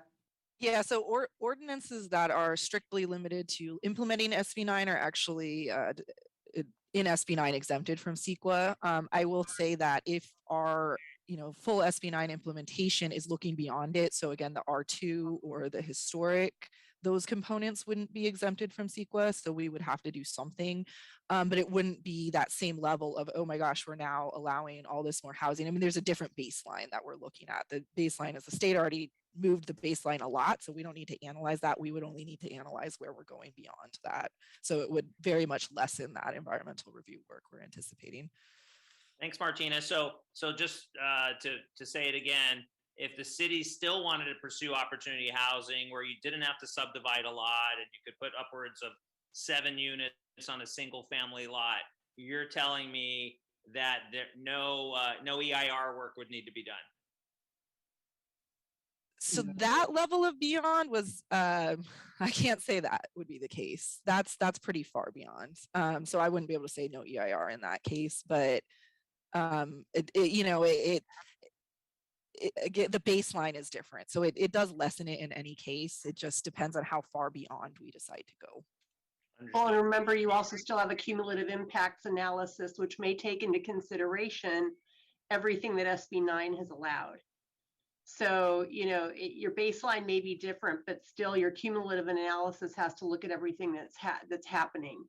And so we can't say no EIR necessarily. Okay, I think that's important to note. And then just to clarify from our study session earlier in SB 9, I was under the assumption, based on SB 9, you could not change the rear setback, which today is 20 feet, and SB 9 makes it 4 feet, which is a huge difference. And for anyone that's going to have that structure built to them it's going to be a big difference. But then I heard discussion about standards, and I just want to clarify, could the city of San Jose say, no, we don't want 4-foot rear setbacks, we want 15 instead of 20?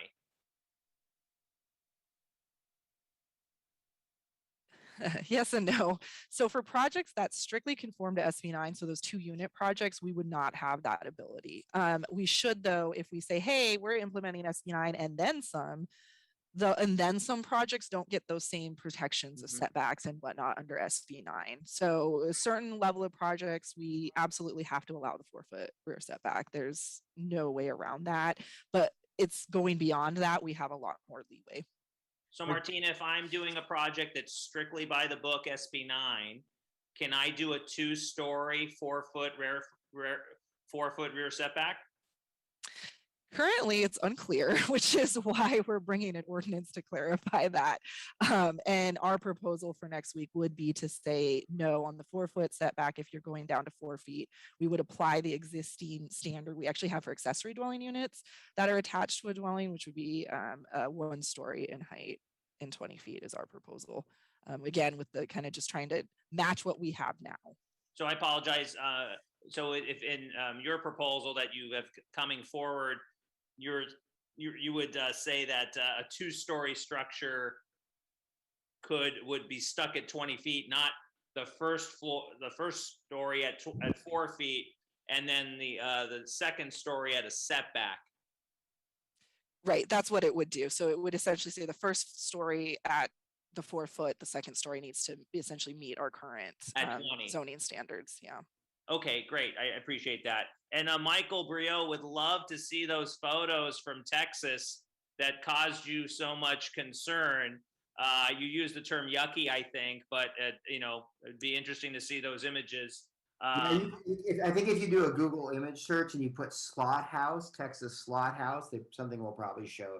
But the consulting firm who worked on this Opticos had some images of it. I don't think it's in their report, Jared. I don't remember, but they're called. No, they're kind of these configurations where they're like these townhomes kind of stacked, like kind of facing sideways, and so you're kind of looking at these what side of one townhome and then kind of this driveway. It just doesn't really match, what neighborhoods are. I think they also had this kind of in Denver, I think, when we're looking to make changes to single family, where that kind of became the predominant like kind of style, like people just kind of applied, started doing that, and it just didn't really, people were kind of upset because it didn't really match in the neighborhood.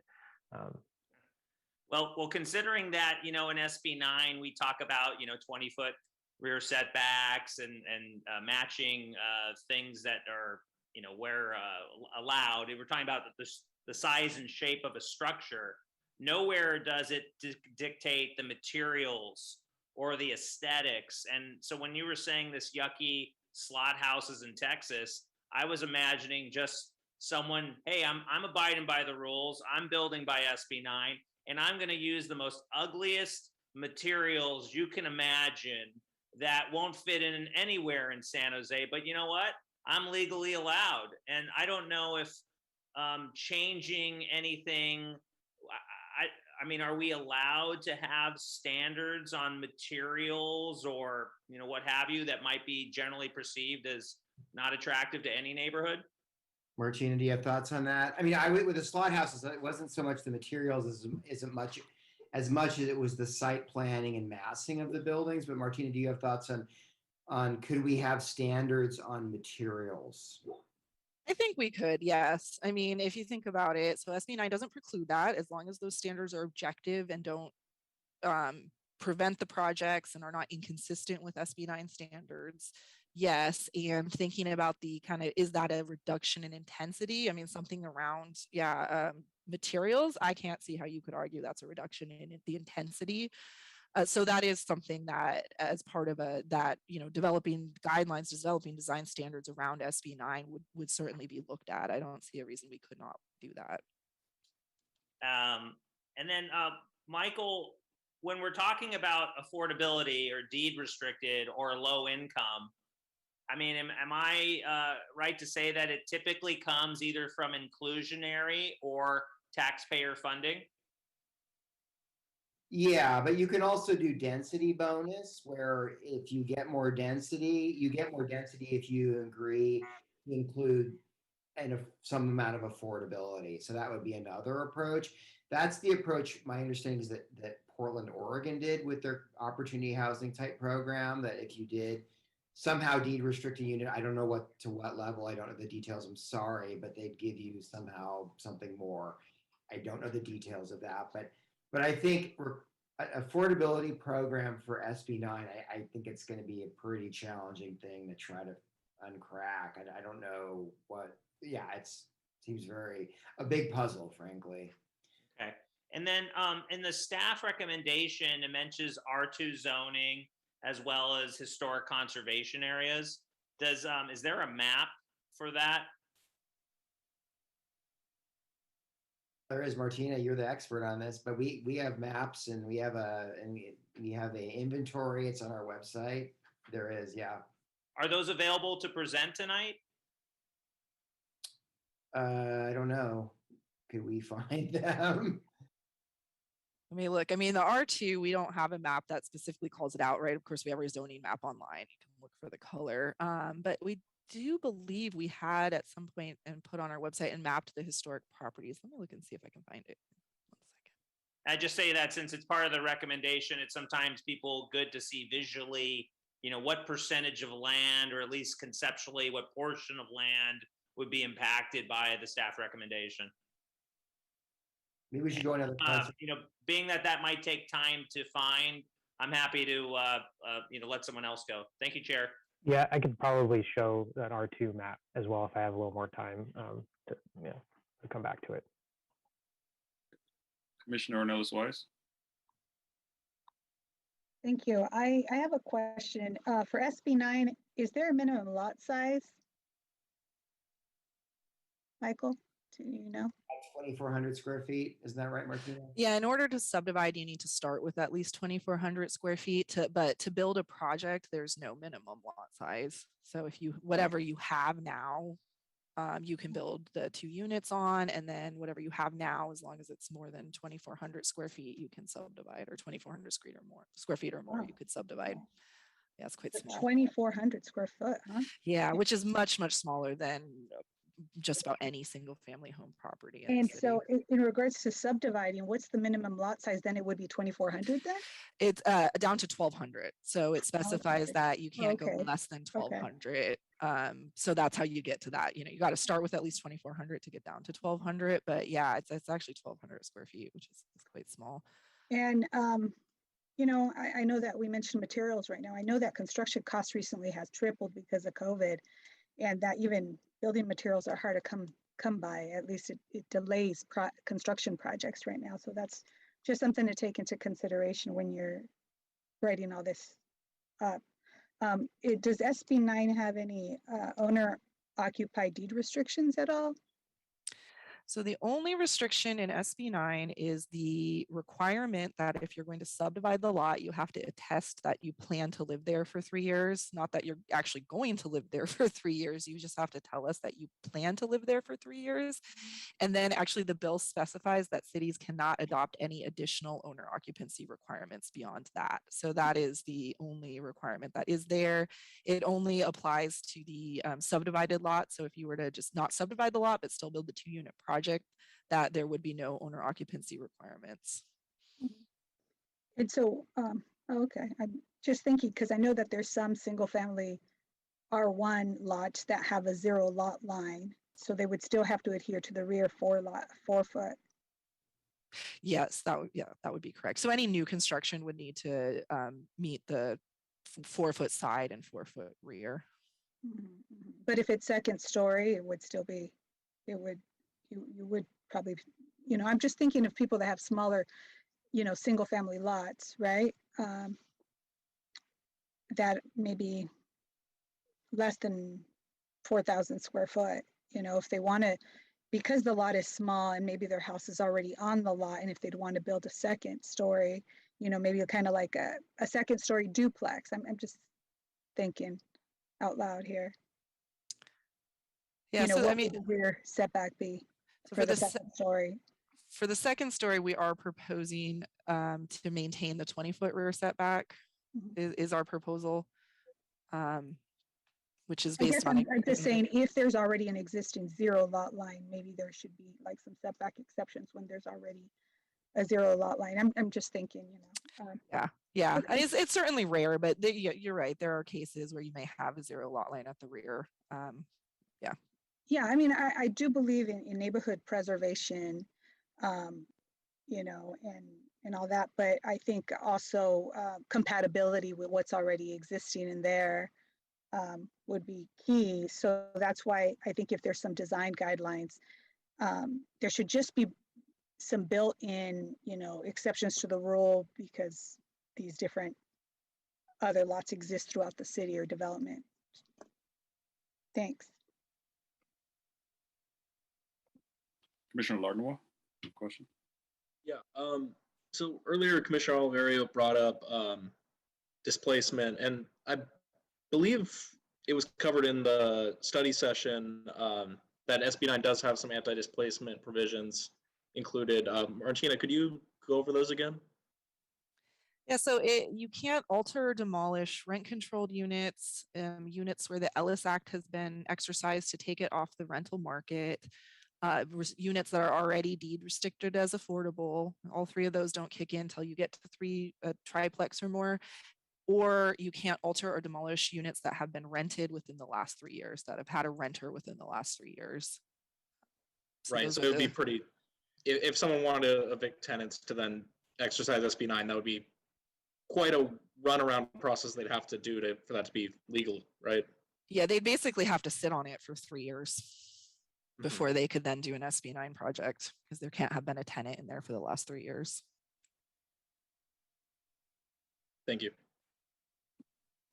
Commissioner Garcia, the question.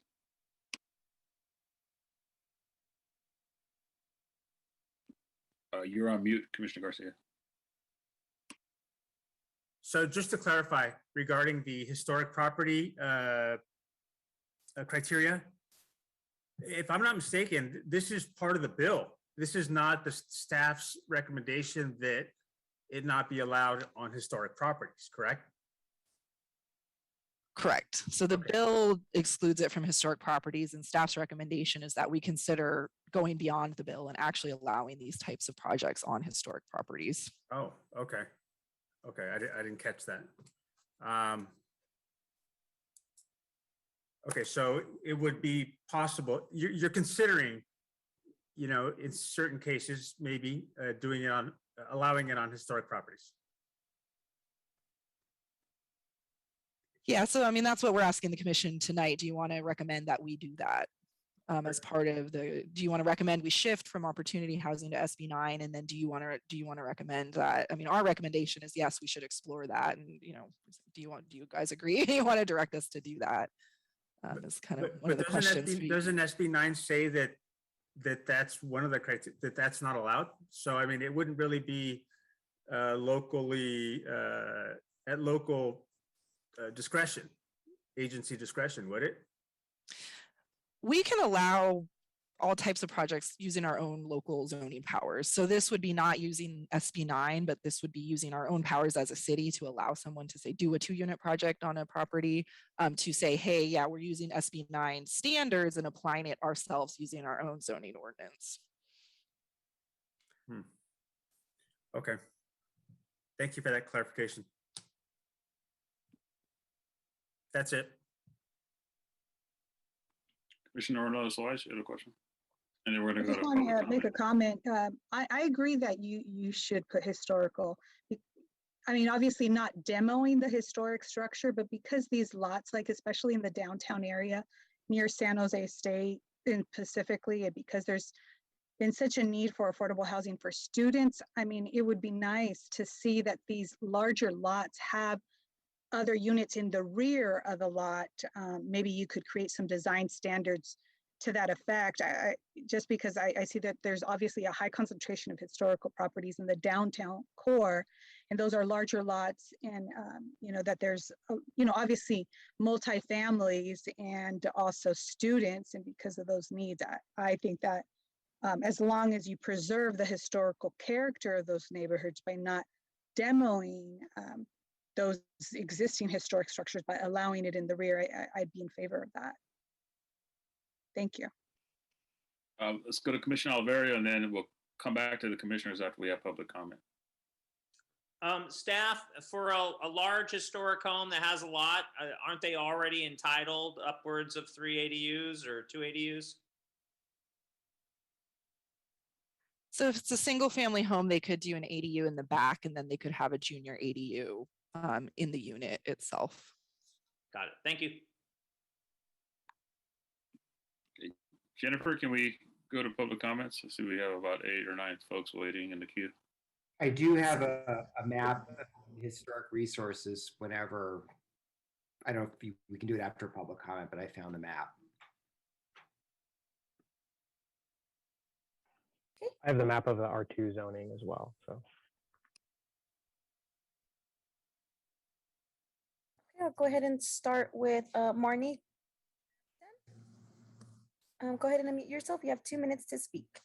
Hi, earlier today I attended, thank you very much for your time. Earlier today, I attended this commission study group on SB9. In it, it was said that the city planning department had determined that historic districts and conservation districts were not subject to SB9 laws, but I see that the agenda tonight includes a recommendation that the city permit SB9 units to be built in these districts. I cannot urge you more strongly to not allow SB9 laws to affect the historic and conservation districts in the city. Both historic and conservation districts are the jewel of our city. Once gone, they can never be replaced. They are the heart of the city and what makes it unique.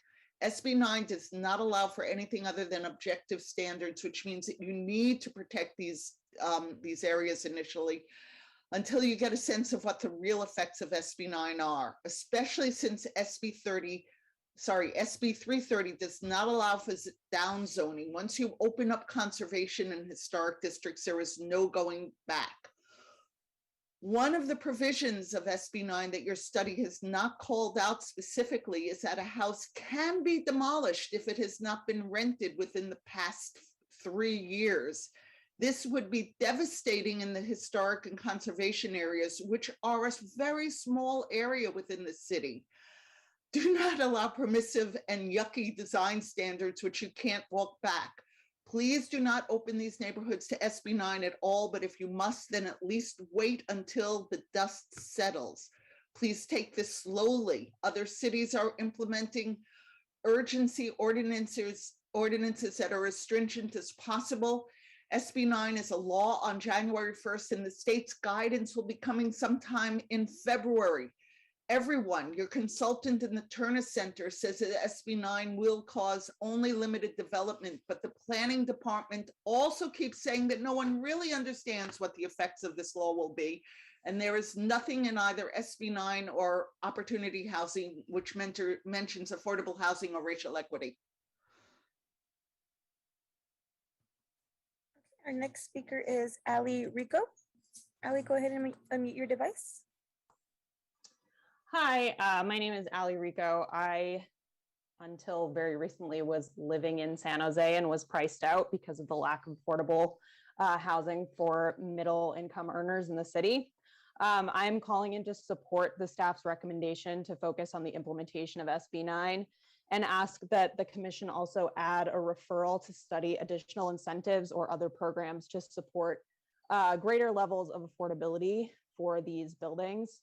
And I do just want to say that I lived in the Hensley neighborhood the entire time I lived in San Jose, and many of those historic buildings were already plexes, and they are incredible buildings. I do not believe that by allowing our historic structures to also be subdivided into 2 units that we would be damaging their historic character. If anything, we would be reverting them back to the way that they were originally before somebody turned them into a single family home. I really appreciate staff's work on this, and I yield my time. Our next speaker is Sandra.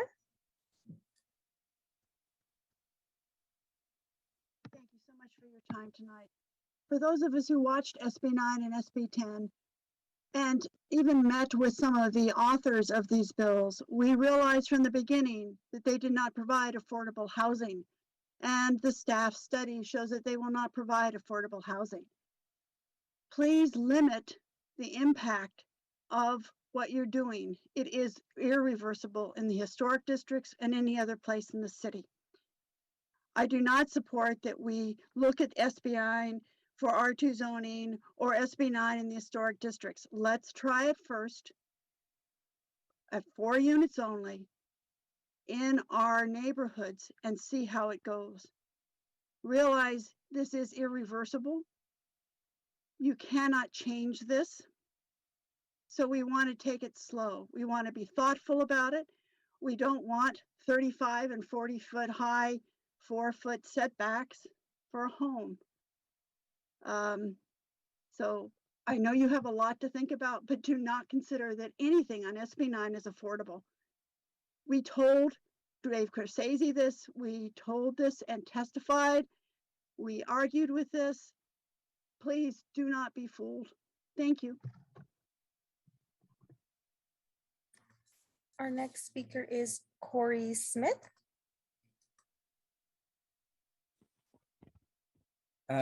Good evening, Commissioners. Corey Smith with the Housing Action Coalition. We're a regional nonprofit that advocates for more homes for everybody around the entire Bay Area and state. I'm in support of opportunity housing and honestly think that San Jose and everywhere else around the region just needs to build a lot more housing. It's really important for so many reasons, but what I actually want to do is tell you a story about our dinner table last night. My partner's parents just drove across the country and they were trying to help take care of their other daughter's newborn. And they were leaving Modesto and driving into the Bay Area and noticed huge numbers of single-family tract homes under construction just west of Modesto. And when no housing gets built in places like San Jose, San Francisco, and other cities in the urban core next to jobs, that means housing gets built in the outskirts of Modesto. And this isn't just an opinion, it's fact. And we know that we're pushing new housing into the Central Valley. And the result is a lot of increased traffic right through San Jose to get to jobs on the peninsula. The result is CO2 emissions that are an existential threat to our planet. And I think a lot about the world that we're going to leave future generations. And if we don't build housing, you are really, really harming the next generation and the generations after that. And so please be thoughtful when you make these decisions and think about the type of place we want to leave our kids.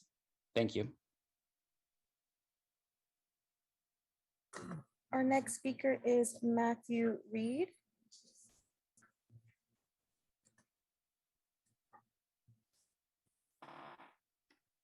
Yes, good evening, commissioners and staff. Matthew Reed from Silicon Valley at Home.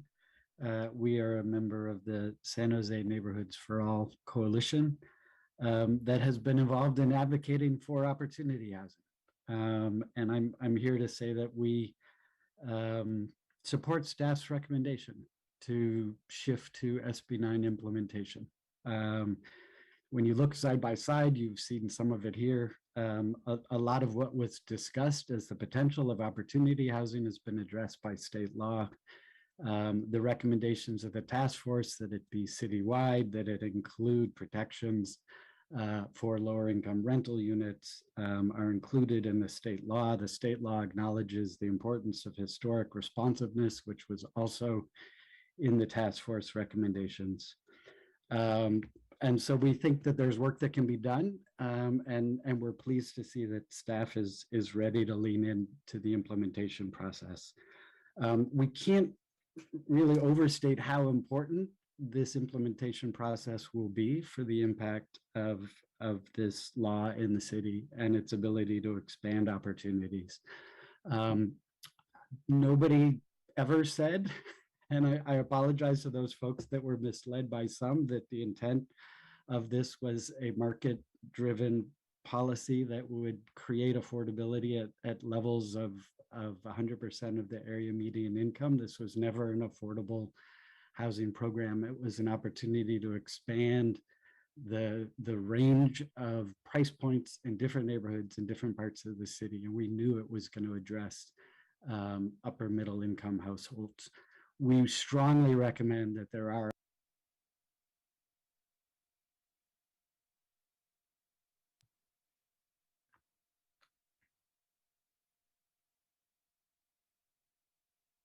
I'm sorry, I've been muted. Can you hear me? Thumbs up. My last point was just that we do have public investment already in first-time homebuyer programs. Whether or not these programs are positioned right now to facilitate a different type of housing option is something that should be pursued. There are ways of creating increased density that would allow for some affordable units on its own. There's no way to create an inclusionary program that will necessarily leverage affordable units out of this program. And we appreciate staff acknowledging that. Thank you. Next speaker, we have Ben Leach. Thank you, Ben Leach. Preservation Action Council of San Jose. It's in our name. I think it's no surprise that our primary concern is the preservation of the existing housing stock that characterizes the city, not just because it's historic, but because it's providing what is essentially the lion's share of affordable housing in single family neighborhoods. And we talk about historic districts like Hensley that are, made up of large Victorians, but we don't want to lose sight of the smaller houses that also, create very important historic districts like Martha Gardens or Guadalupe, Washington, more vernacular workers' houses that need to be preserved. If the challenge of affordable housing is build more and don't tear down what we already have. And our biggest concern, and I think it's shared by the commission, I don't think that we're bringing a new concern, is we don't want to incentivize the demolition of the housing that is already contributing to our livability. And so we definitely support staff's recommendations to focus on SB 9.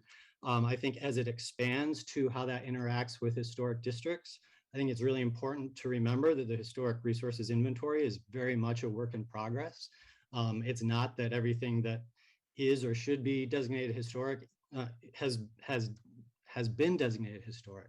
There's going to be a lot of work to be able to put down the, I think, appropriate protections that make sure that we're not displacing or demolishing the housing stock, not in Hensley and Rose Garden exclusively, but all across the city that's composed of historic and older houses that are really important to keep. Thanks. Next, we have Paul Soto. Paul Soto.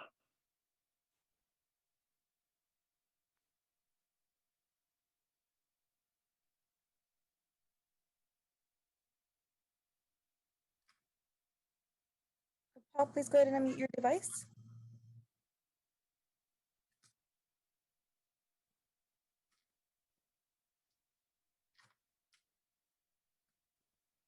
Okay, we'll move on to the next speaker. We have Roma Dawson. Roma Dawson. Somebody needs to be muted, I think. Moving right along, I would like to say that I am, can you hear me? Because the clock isn't budging. We can hear you. Thank you very much. I'd like to say I'm in full support of all three recommendations made by staff. And full disclosure, I am part of a statewide organization that reviewed SB 9 and SB 10 in detail, and we found it to be a strong bill. We recommended support. We did speak with sponsors of the bill throughout the state, and we had some considerable land use expertise on our group. And the first thing we asked was ADUs, and we were told no, 2 + 2 = 4. The issue of whether ADUs are allowed remains firmly under local control. Our next question was displacement, because half of this group are homeless advocates, are advocates on behalf of homelessness and of the extremely low income. So the issue of displacement was really what we spent the most time on. We found these provisions to be excellent. We viewed this bill, there's no one bill that solves everything. We viewed this as a bill that is narrow in scope. We didn't view it as curing affordability or even having a huge impact. We did believe it would fill a particular niche that is gaping in the housing market. Now, while the results on affordability are disappointing in Santa Clara County, it's not that way throughout the state. It's going to vary very much from region to region. And there were folks in Southern California that thought that they would dip easily into moderate income levels. Even if it exceeds the 120% average median income, there is still a niche above that that needs housing. And when they are housed, it reduces the pressure of affordability on other units. So I ask you to please look closely at staff remark. I am very excited about the possibility of community engagement as we explore what needs to be added. And I hope you will take your time, as one of the commissioners recommended. Do what you need to do to clarify immediately, and I'll read the ordinance carefully. Again, please support staff recommendation. Thank you so much, staff, for the excellent presentation. I want to ask that everyone on the commission be respectful of folks who have shown up tonight to give public comment. Next speaker, we have Aaron Eckhouse.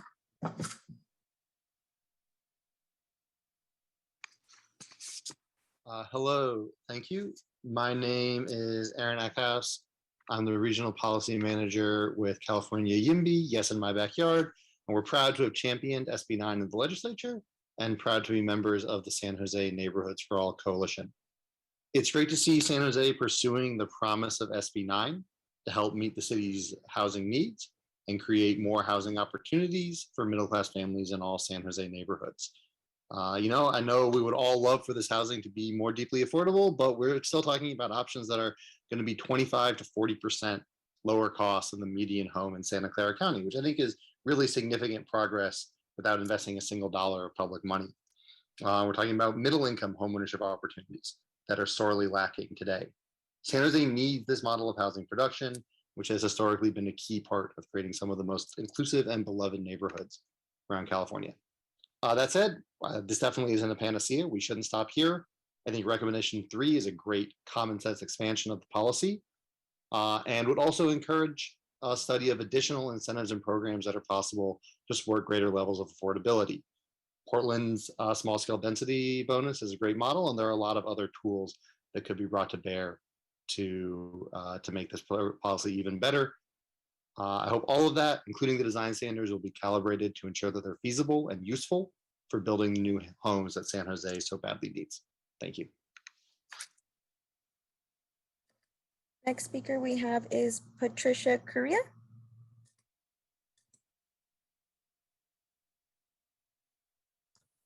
Yes, good evening. I hope the Planning Commission protects historic districts and conservation areas that tell San Jose's history through its architecture. These areas have character-defining features such as front setbacks, detached garages in the backyards, and porches, all that make friendly and safer neighborhoods and permitted. ADUs are already being permitted in Negley Park, a conservation area. Even 2 ADUs over new garages. So we are adding housing.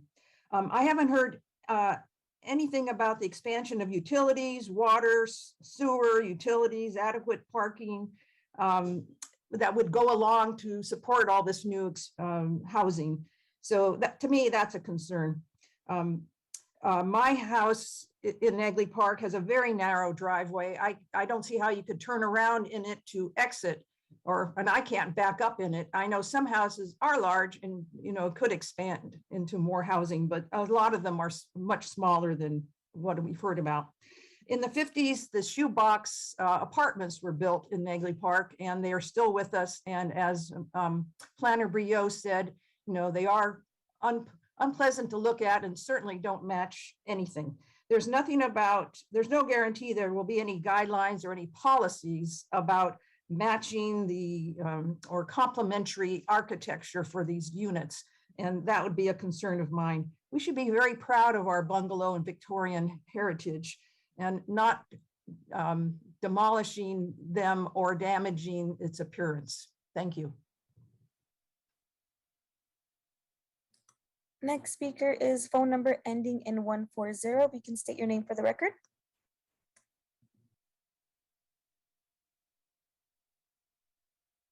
I liked Pierre Luigi's shout outs. It was funny. But no, we don't need more housing. There's not enough electricity, water. The natural gas has been banned.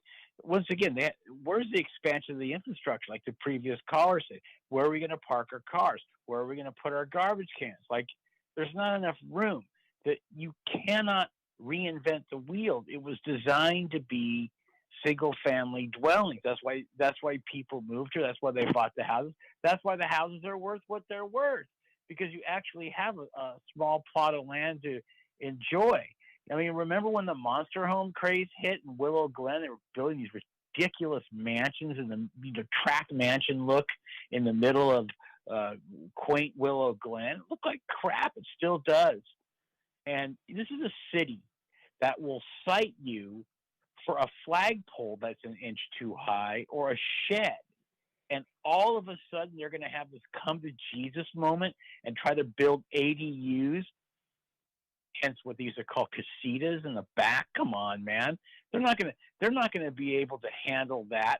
Their code enforcement isn't about that.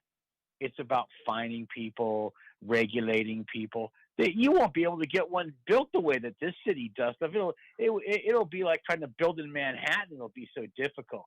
You'll see. It'll be a joke. There's not enough police. There's not enough fire departments. There's not enough of anything. And this city wants to pack more people into the suburbs. They're completely out of their minds. You know where they need? You know where they need to pack people into? Downtown, because nobody lives down there. I don't even know if they even live in the houses down there. No one's living in those high rises. Figure it out. There's a bunch of empty storefronts everywhere. Why don't you turn those into opportunity housing and condo coffins or whatever? You people are crazy. You shouldn't do it. It's not. Okay, your time is up. Next, we have Mike Sodergren.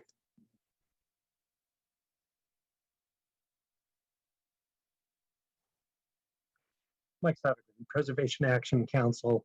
I appreciate staff's comment that 6 to 8 plexes get closer to affordable housing, but it's truly sad that there is no strategy by the state or unfortunately even at the local level to provide more affordable housing so our kids and frontline workers can live here. PAC sees the commission's need to approve staff's recommendation on items number 1 and 2, But with everything the city is scrambling to do to be ready for January 1st, question the need to do item number 3 now.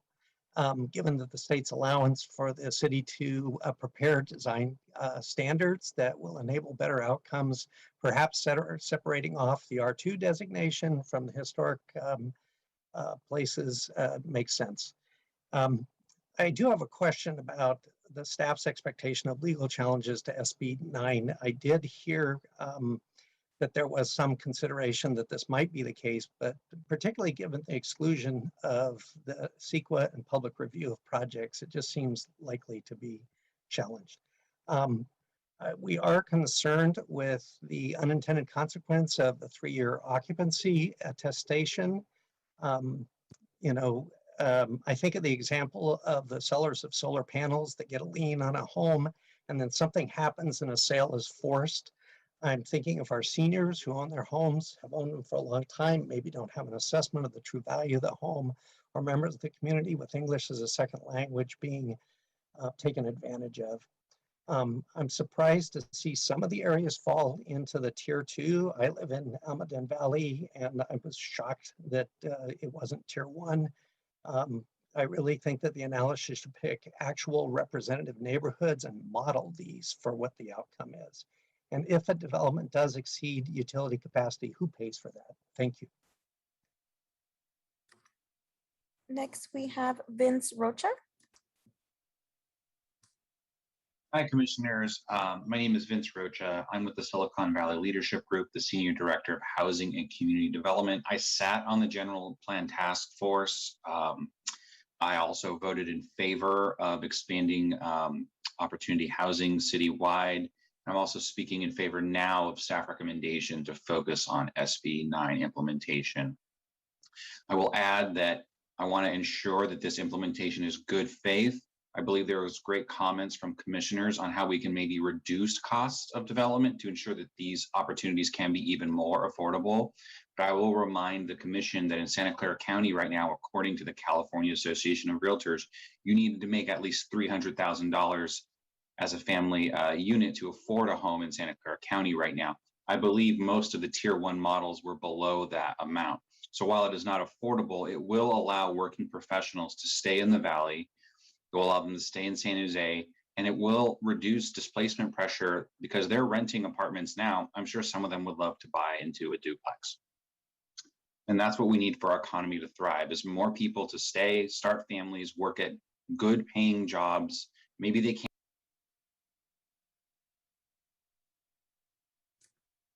Your time is up. Next, we have Julie Engelbrecht.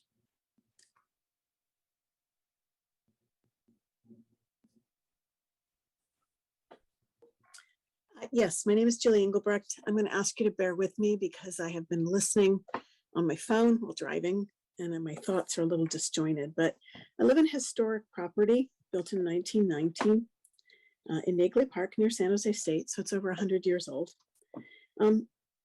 I also live in a duplex within a half mile of really mediocre public transit. My grave concerns, because I care about my neighborhood, is that there's no standard for neighborhood preservation. There's no affordability requirement, so it doesn't solve the real problem. Our unit has housed students and young professionals at an affordable, and actually better than affordable rate, at no benefit really to us. I ask you to consider the historic properties because I know I heard several comments about how these are larger lots. Not all of them are, but many were built as R1. Some have been legally converted to multi-units over the years, but I ask you to minimally defer allowing historic properties until you create design standards that specifically address keeping a design cohesiveness within a historically character neighborhood, keep it within the historic character of the neighborhood. Obviously, not demoing historical property has been mentioned by Commissioner Montañez. But if you don't expressly disallow demoing a historic property in a home, I think you open an unfortunate door to rich investors to buy, demolish, and develop housing to generate income. That is not the intent of this. Our map of the historic resources is woefully inadequate, as proved by a lack of having a historic preservation officer in San Jose for many years. As a duplex property owner, 0 property line to commercial, I would love to add a 3rd unit or do something to help my retirement income, but I don't want to do that at the cost of my neighborhood. My neighborhood is great, and I want to keep things good. Thank you. Next speaker, we have Tobin Gilman. Thank you very much. I'm Tobin Gilman. I'm with a community-based organization called Families and Homes, San Jose. I just want to echo some of the comments that other callers have already made.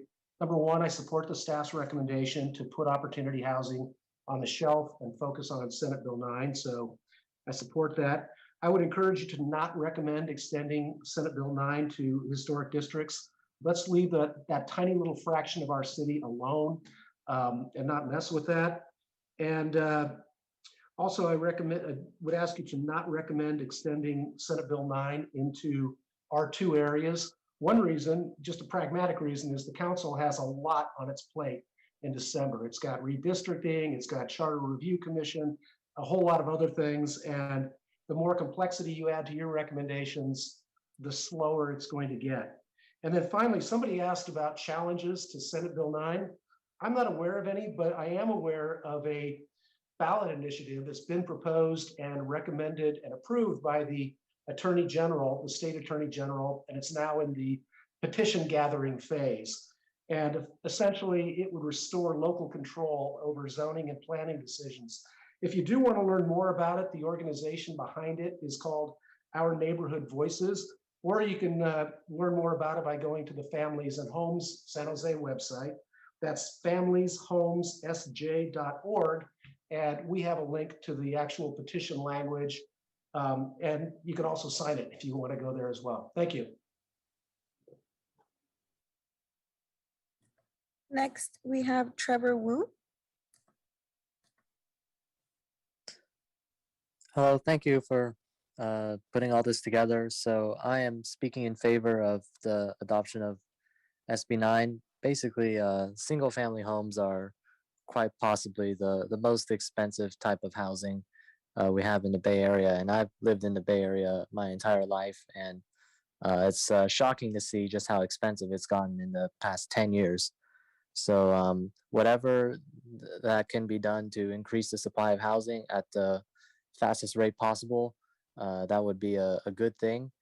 And then basically whatever could be done to increase as many homes as possible would be the most ideal way forward. Yesterday's kind of dense housing, so the apartments that may not look so good, those are kind of the apartments today that provide the cheapest rent. And I know because I lived in some of those in college, and even that was extremely expensive, but it's nothing compared to like the new construction. So if we want to have more affordable housing in the future, we should just get to building as much housing today as possible. And then hopefully in the future, some of those would become more affordable than new construction today. Thanks. Next, we have Corey Wolbeck.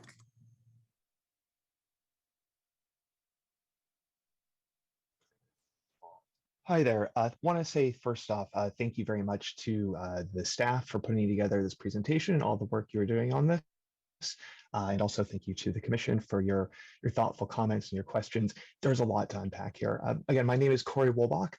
I'm with Silicon Valley at Home and the Silicon Valley at Home Action Fund, and we are really proud members of the Neighborhoods for All coalition. This SB at Home Action Fund was a really proud supporter of SB 9. We're really glad that it passed. And SV at Home has been a really strong supporter of opportunity housing. Now that SB 9's been passed, we are in agreement with a lot of people who maybe were opposed to opportunity housing. We're in agreement with the staff recommendation. So I think this is actually a really good point for us to lower the temperature of some of the contentious debates that we've had over the last few months and say, you know, there's a lot of agreement here. Let's focus on implementing opportunity housing, implementing SB9. And then let's also take the time to do the deeper work to figure out how to actually make it more affordable and to figure out if you were to allow it in historic neighborhoods, how to do that right. Because nobody wants to see those historic neighborhoods and buildings destroyed. When it comes to affordability, nobody thought that SB9 on its own was going to solve that problem. Just allowing a duplex or land lot split on its own is not the end of solving the problem. It's a piece of the puzzle, though. There have been other bills passed over the last few years in Sacramento that we also supported, bills to protect renters from rent gouging, especially for cities that don't have rent stabilization like San Jose, bills to expand production and preserve the existing affordable housing that we have. So SB9, again, is just a piece of that puzzle. Now, what San Jose has is an opportunity to figure out what kind of policies to pursue. Take the time, let staff take the time. We know they're short-staffed right now. Take the time to figure out how to do that, whether that's additional streamlining, whether that's additional density in exchange for affordable units so that it pencils out, or working with other financial partners or other resources to provide funding to people. Thank you very much for your time.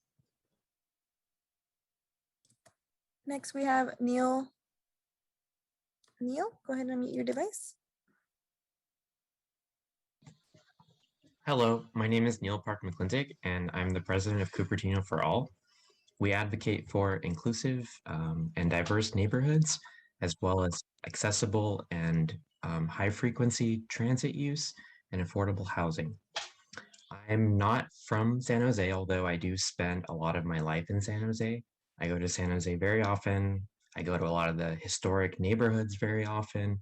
But I would ask that this commission support the most ambitious form of SB9. As someone who's from a city where that would never happen, I'm pretty sure that my city council is going to do everything it can to limit the effect of SB9, potentially even to the point of being sued by the state. I guess the case I'd make for you is just don't be my city. Be better than that, right? Like, this is an opportunity to help solve a particular affordability level, and there is no sitting city council member who's going to support something that allows you to just bulldoze entire historic neighborhoods. That's just not happening, and to suggest that would happen is just nonsense. So I will leave it at that. Thank you. Next, we have Paul Soto.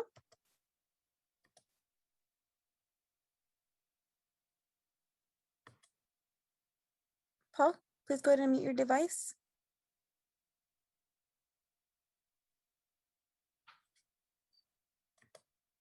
Okay, we'll go ahead and try Paul at the end. We'll go ahead with Tammy. Hello, I am Tammy, and I am a resident and a voter in San Jose. Unlike many of these other people speaking tonight who are representing special interest organizations, I am a member of the community-based family and homes here in San Jose, the grassroots organization. Can you hear me? Hello? We can hear you. Yes, okay. And our organization represents 32 neighborhoods who are also against opportunity housing. So please do not spend any more time working on opportunity housing and focus on finishing out building the urban villages near transit. Please save the historic districts too. And since opportunity housing does not guarantee affordable housing, then why even bother trying to ruin single family neighborhoods?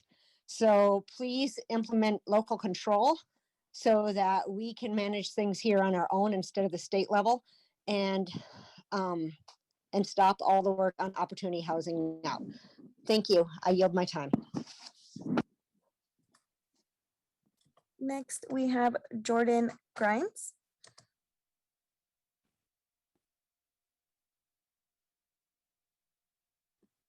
Good evening, commissioners. I just want to second the comments made by my friend Ali Rico and urge the support of SB 9 implementation everywhere, including in historic districts. Far from these claims that SB 9 will damage historic neighborhoods and areas, SB 9 and multifamily housing in general will enhance them. and will allow more neighbors to experience these places that we all love and value. On a personal note, I'd just like to say that in addition to Ali, I have 3 other friends who are longtime San Jose residents who are priced out this year and have left the city for cheaper, if not necessarily greener pastures. The real threat to our neighborhoods is not additional density or buildings that look a little bit different. The real threat is the loss of those who make this area such a wonderful place to live. And then lastly, I'd just like to say that despite the comments, certain comments made earlier, increasing our housing stock decreases housing prices overall. It allows us to use public money to subsidize those who need the most help rather than subsidizing the middle class. And it not only allows new neighbors to move in, but it helps keep our communities intact by allowing people, our friends, our family living here already to be able to stay. So thank you so much. Really appreciate your time tonight. And I hope you go with staff's recommendation. Thanks so much. Next, we have Kiyomi.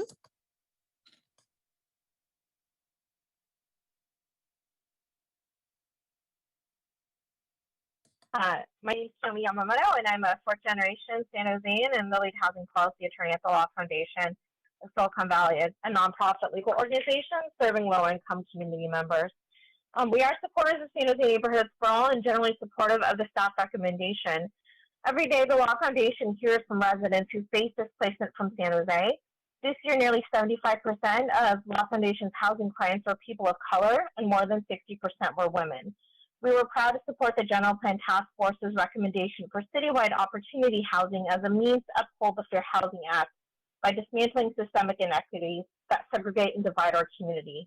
And we supported the recommendation to study making citywide opportunity housing affordable. While we were excited to see the passage of SB 9, as the Planning Commission highlighted, there is no affordability requirement, and we believe that is a glaring and dangerous policy absent. So it's now up to our local leaders to ensure that none of our neighbors get left behind during this implementation process. As you consider this issue, keep in mind that we're not talking about housing units, we're actually talking about people. So when neighborhoods blanket reject multiplex housing, they're actually rejecting the people who live in those homes, perpetuating historically rooted segregation patterns. This is not a housing crisis, this is an equity crisis. We therefore urge you to lead the effort to expand affordability, both for affordable homeownership and rent, to the local implementation of SB 9. Thank you. Next, we have Sherry.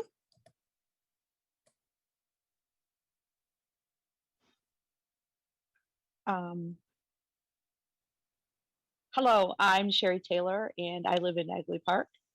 I am really hoping that you will reject this, having Negley Park become a place that will lose its livability.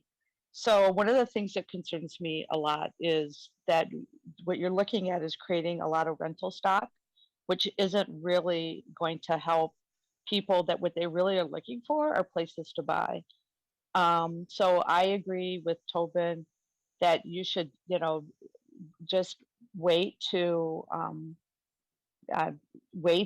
involve in SB 9. We need to keep control at the local level. Thank you. Okay, we have Paul Soto.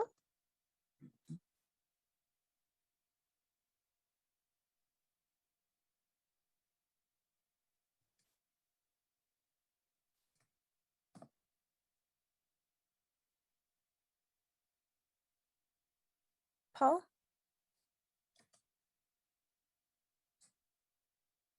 Okay, it looks like Paul is not on the call. So this does conclude all of our speakers. Okay, we're going to close public comment. Commissioner Young, you had a question? Thank you, Chair. Actually, it's not a question. I'm going to go ahead and give my take on what we've been talking about. This has been a great discussion by both the commissioners, and I'd like to thank all the members of the public for their input.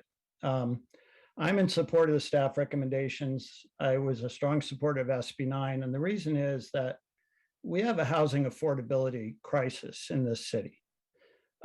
We have, I believe it's the second highest rents in the United States here in San Jose. Why is that? Because we have a very healthy, thriving tech industry and other industries. There's lots of jobs. There's not enough housing units. So we have a shortage of housing units of all kinds. We need to build more market rate housing, affordable housing, supportive housing, and as one of the speakers said, this is just a little piece of the puzzle. Now, how do we build more housing? Well, one of the things I like about SB 9 is that it requires citywide any single family parcel to be able to be divided. It's too bad Chair Bonilla's not here because he brought up something really great at a previous meeting. He said that he actually voted no on a housing project, and he said he wasn't voting no against the project. He was voting no because he was concerned that a disproportionate amount of housing projects were being built on the east side of San Jose, which I agree. So if you looked at the tier 1 and tier 2 on the little chart of where these would go, they would go, for the most part, these opportunity or SB 9 housing would go in West San Jose, Willow Glen, and Cambrian Pioneer, where I live, which is a good thing, in my opinion, because we all need to have skin in the game, right? That's an expression, which means that we all need to help solve the problem, not just the folks who live downtown or on the east side. I really have difficulty with many of the residents, even in my district, who are very concerned about homeless issues. They're very concerned about encampments. They're very progressive, compassionate people that want more housing, but they don't want any more housing in their neighborhood. And that's just, in my opinion, that's wrong. These units, these SB 9 units, a lot of them will be built, I believe, as the financial feasibility said, they'll be built in Willow Glen, Cambrian, probably even the Almaden Valley in West San Jose. That's a good thing. It provides options for people who own a home. For example, I'll give you a scenario, an older couple, maybe their kids have moved out. They no longer need this huge house they have, but they'd sure like to maybe have 2 houses, one for their families, for their kids and their grandkids, and one for themselves. This would allow them to do that. I think that somebody asked, what was the intent of SB 9? I think the intent of SB 9 was using the city of San Jose as a model. We as a city, I'm proud that we put the Opportunity Housing Initiative forward. And I think other people in the state saw that and said, you know what, let's make it statewide. So that, as one of the callers referred to, one of our, cities to the north of us that doesn't tend to approve any housing, SB 9 kind of levels the playing field, right? Everybody in the state, everybody in the city has to help. So I'm going to make a motion that we approve the staff recommendations. Second. Got you this time. You sure did. Let's hear from Commissioner Lardnois and then Torrance, and then we'll vote on the motion, unless there's other commissioners. So, thank you, Vice Chair. So I thought we had some interesting discussion about affordability earlier in this meeting. In particular, that as it stands, the idea with SB 9 and building these types of housing units is that they will be individually cheaper than single-family homes.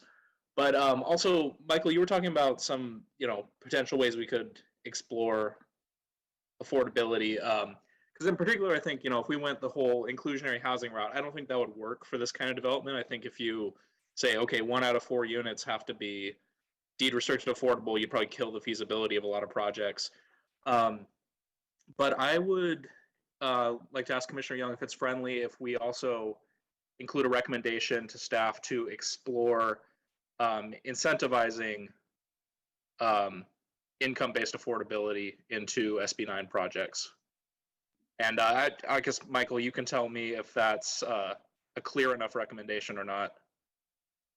Yeah, no, I think it is. I think there's going to be a lot of challenges on that. And there was an example where I think they were looking at ways to do that with ADUs. And it was, I think, a foundation was going to somehow give money to a housing owner to help them with the fees if they agreed to deed restrict it at a certain level. So there may be mechanisms. We can definitely explore that if that's something the commission and the council wants to do.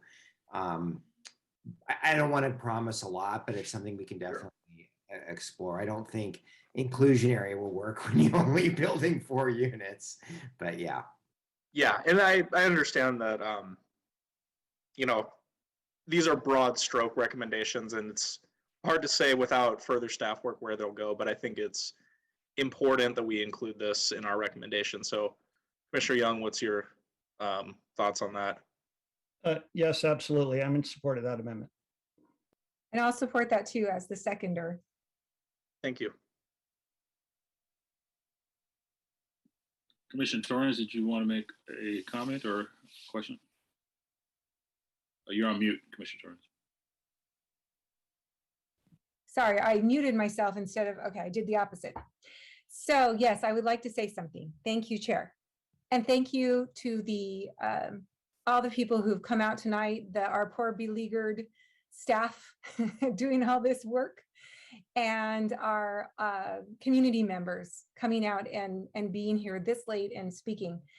So I am in support of this. As I've listened and studied, I become more and more in support of it as the night went on. I do feel like San Jose was a leader in this with presenting the opportunity housing, and that once Gavin Newsom realized he wasn't going to be recalled, he went, okay, I can sign off on this bill. And so here it is. And it is only one tool. It's not going to solve the whole housing crisis, as has been said, but it's a start. And we always you have to start somewhere. You've got to do something. And as far as the historic buildings, I agree that, and from what I heard in the presentation tonight, this will be done respectfully. If a duplex is built, it'll be in the backyard. So you'll still have the beauty of the structure, even if the home is divided up, in itself, you still have the beauty of the structure. And we have many, many examples of that throughout the city. So I think those with concerns for the historic nature, it's going to be okay. So I think we really saved a big fight here in San Jose over opportunity housing by the state taking this step. So I'm appreciative of that. And that is all I have to say tonight. Okay, Commissioner Oliverio.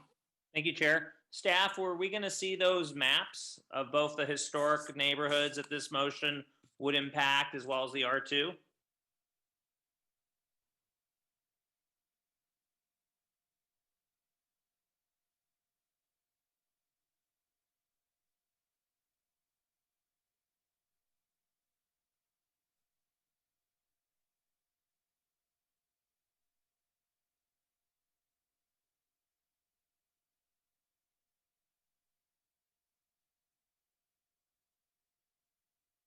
Second. Can share the. Can you guys see the historic map? Yeah, it's working. Okay, I had to pull it down because I couldn't unmute myself until I pulled it up. Now it's back up. Yeah, so this has looks like it has National Register or City Landmark District, city conservation areas, and individual properties. So I mean, there's not a lot. San Jose is pretty much a post-war sprawl city, right? So, but you can see the downtown areas where they're concentrated, and there's a little a blowout map of downtown. You know, you have Nagley Park, the Hensley, Shasta Hanchett, Washington Guadalupe, Gardner. There's the Lake House Historic District in there somewhere near Googleville. Yeah. There's a lot of potential.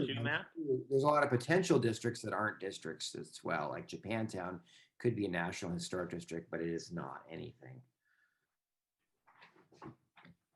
Yeah, I could show a map of the R2. I'll pull this down.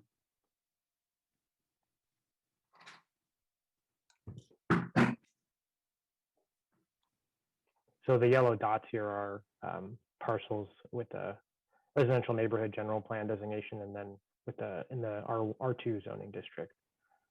So you can see there, as Michael said, kind of concentrated in downtown, but there are, pockets of them elsewhere throughout the city. That's where I live, right there. Oh, yeah, you can't see my cursor, sorry. And one last question. My assumption is that to understand the number of units or the acreage is not possible on the fly. Not during this hearing, no. Okay, thank you.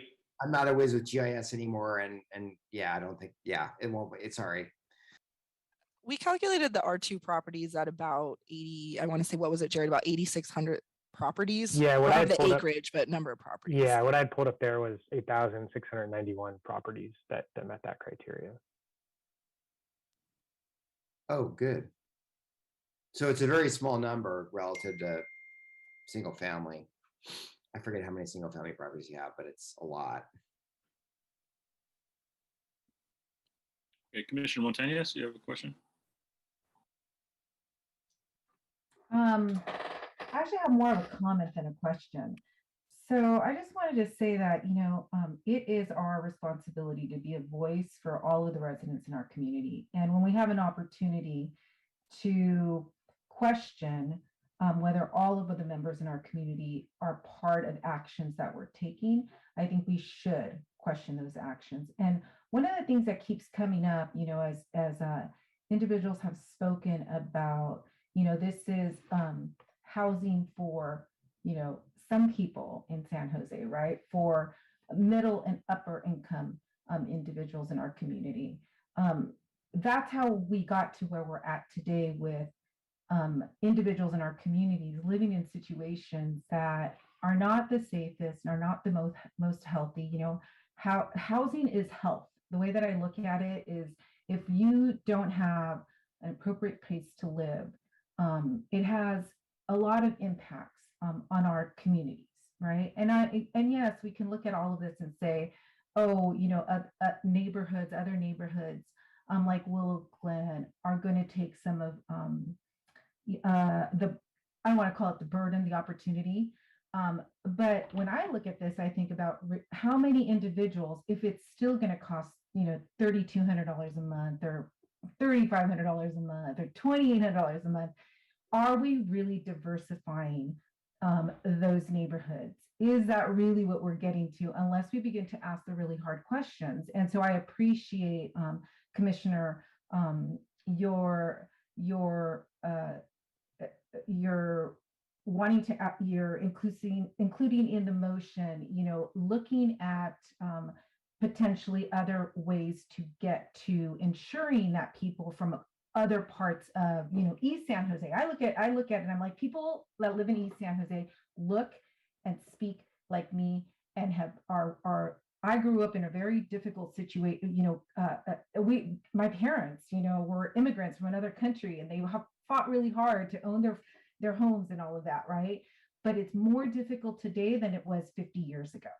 And so when we talk about all of this about, oh, we'll do it in the future, today is the future. And so today we have to ask those questions. And so today we have to create the policies and push staff maybe a little bit harder to find solutions.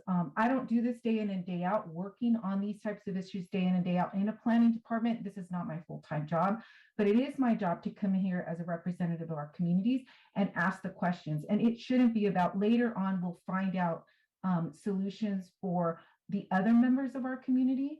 This is about, like, we're working on this issue right now. Let's figure out how we ask the hard questions so that we can get to where we need to be. If the intent of SB 9, and I pulled it up, I just did a Google search, and the first thing that comes up was for it to create a housing affordability, then let's figure out how we do it while we look at the policies and while we make the recommendations to the city council and to the staff on what needs to be done. And so, I don't want to pontificate, but I do want to make a point very clear that we need to represent everybody in this community, and under SB 9, the way that it is and the way that we're looking at it right now, until, that friendly amendment was made, was not going to include the others in our community, and saying that, oh, this is just for this very specific group is not okay with me. So, let's continue to ask the hard questions. And I really thank staff, and I do thank the commission, and I thank staff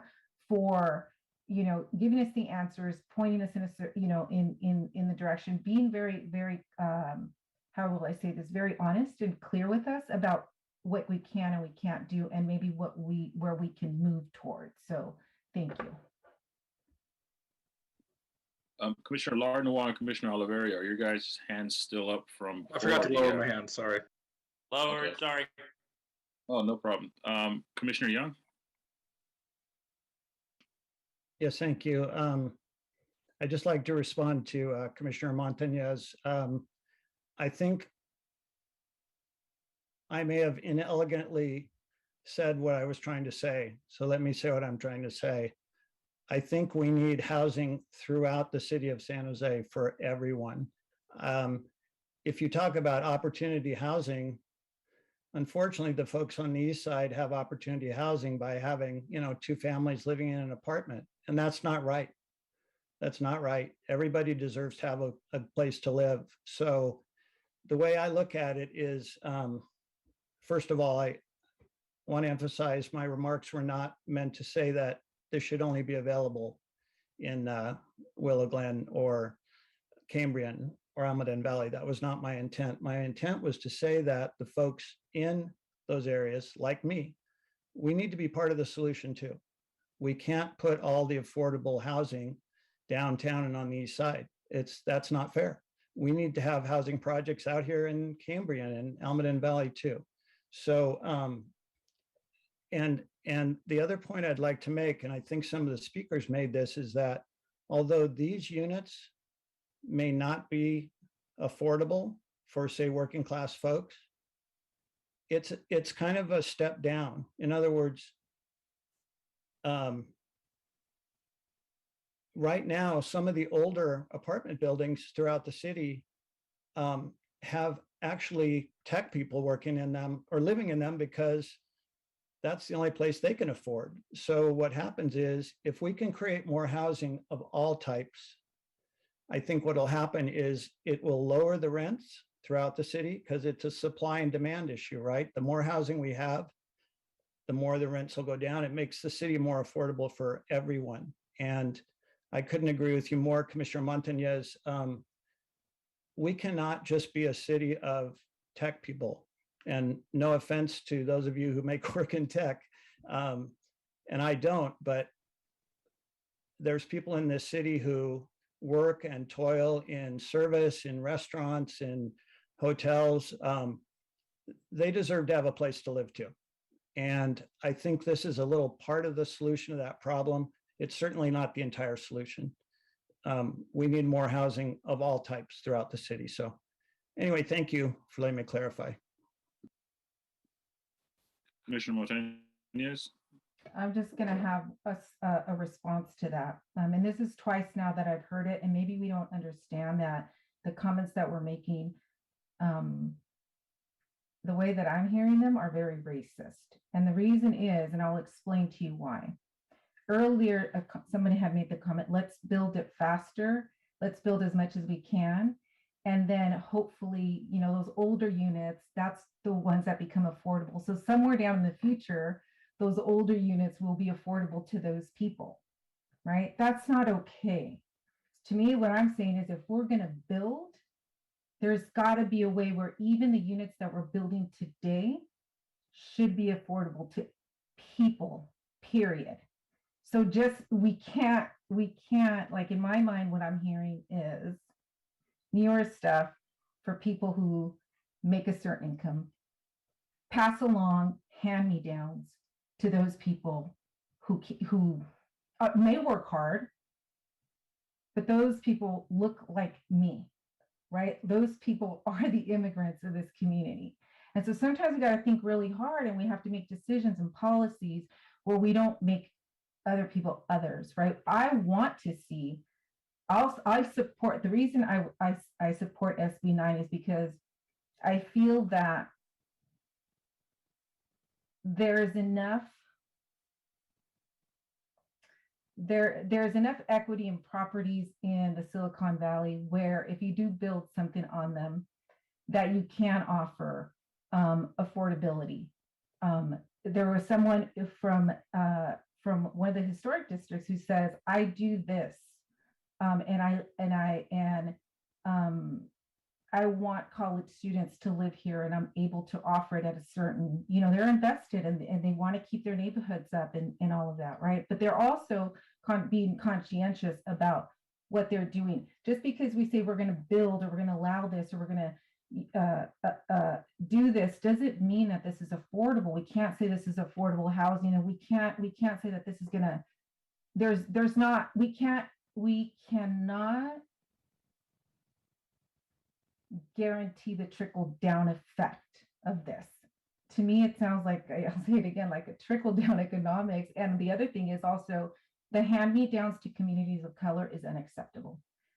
I don't want our communities to be able to afford this when they're 40 years old. I want my community to be able to be in the Willow Glen community. I agree with you, Commissioner Young.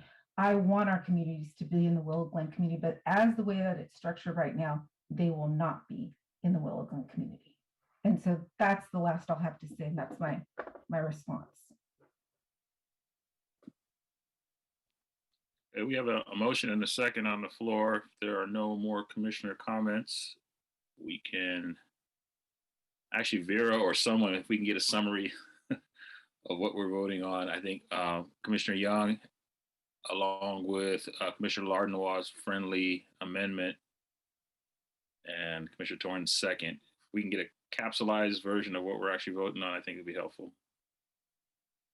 Yeah, what I heard is that the motion is to recommend that Planning Commission approve staff's recommendation with the addition that staff explore options for creating affordable units as part of SB 9. Is that how everyone else heard it too? You guys, okay. And it includes the historic districts and R2 zoning. Well, yes, that is the staff recommendation, correct. That's part of the original motion. The friendly amendment was the addition that Michael just put in the record.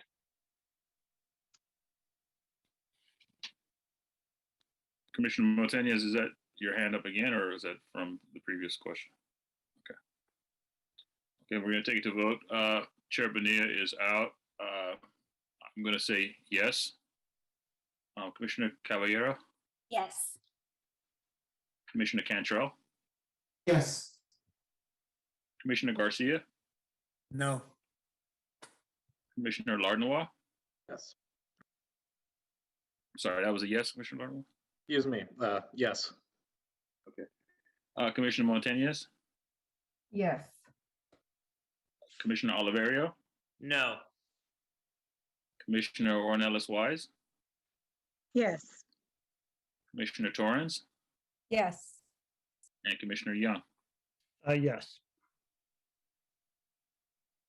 I believe that's 9 yeses, or 8 yeses, 2 noes, and 1 absent.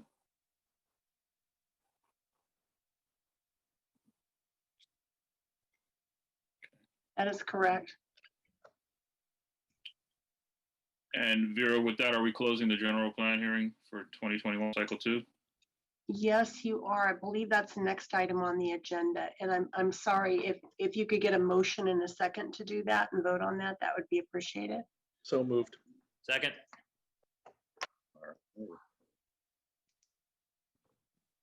And now we're voting on that again? Okay. Chair Bonilla is out. I vote yes. Commissioner Caballero? Yes. Commissioner Cantrell?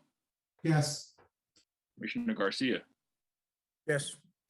Commissioner Lardnois? Yes. Commissioner Montañez? Yes. Commissioner Oliverio? Yes. Commissioner Ornelas Wise? Yes. Commissioner Torrance? Yes. And Commissioner Young? Yes. Got 10 yeses and 1 absent.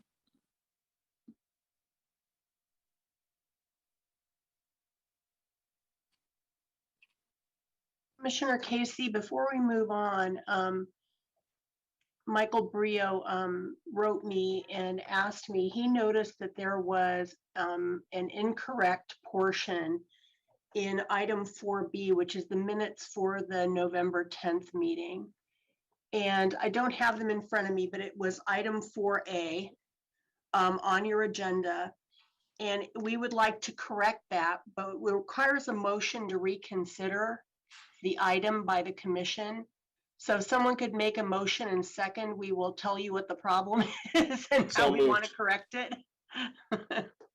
We got a motion by Commissioner Lardnois. Do I have a second? Caballero, but clarify what item we're reconsidering for what? 4A. Okay, seconded. Yeah. They are the minutes of November 10th.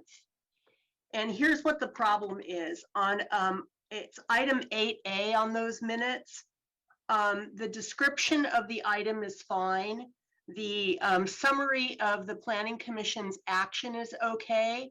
What is not okay is it listed as there's like 1 and 2 that have to do with the actions, and they are actually from the Empire Lumber item instead of the item that was the subject, which was the kitchen sink 4-year review, all of those 4-year review items that went before you on the 10th.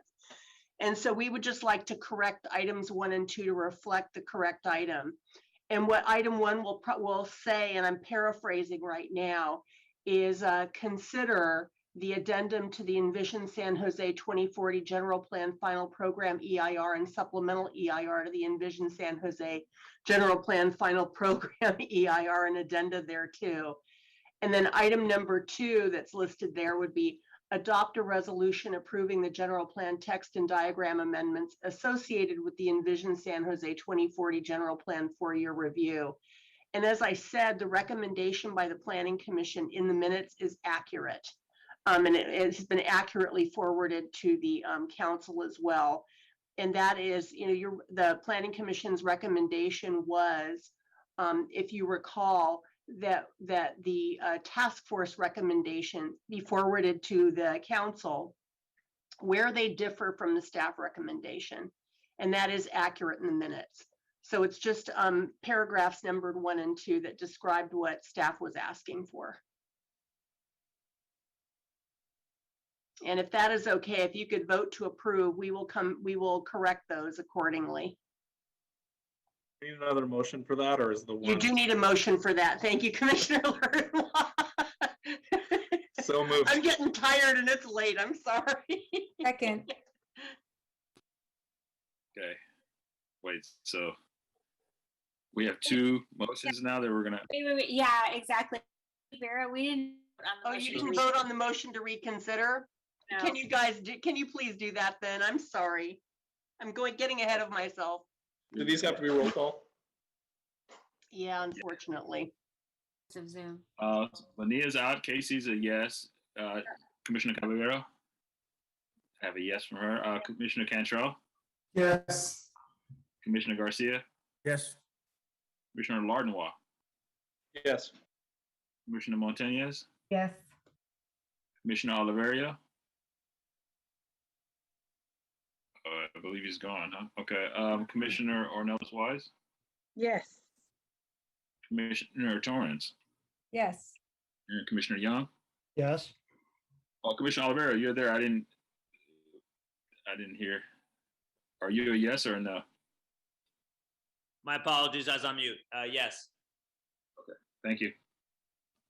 We have 10 yeses and 1 absent. And so now if we could get a motion and a second and a vote on what I just said. Before. Thank you. Second. Lardnois with the motion and Torrance with the second. And Bonilla's absent. Casey's a yes. Commissioner Caballero. Yes. Commissioner Cantrell. Yes. Commissioner Garcia. Yes. Commissioner Lardnois. Yes. Commissioner Montañez. Yes. Commissioner Oliverio. Yes. Commissioner Torrance. Yes.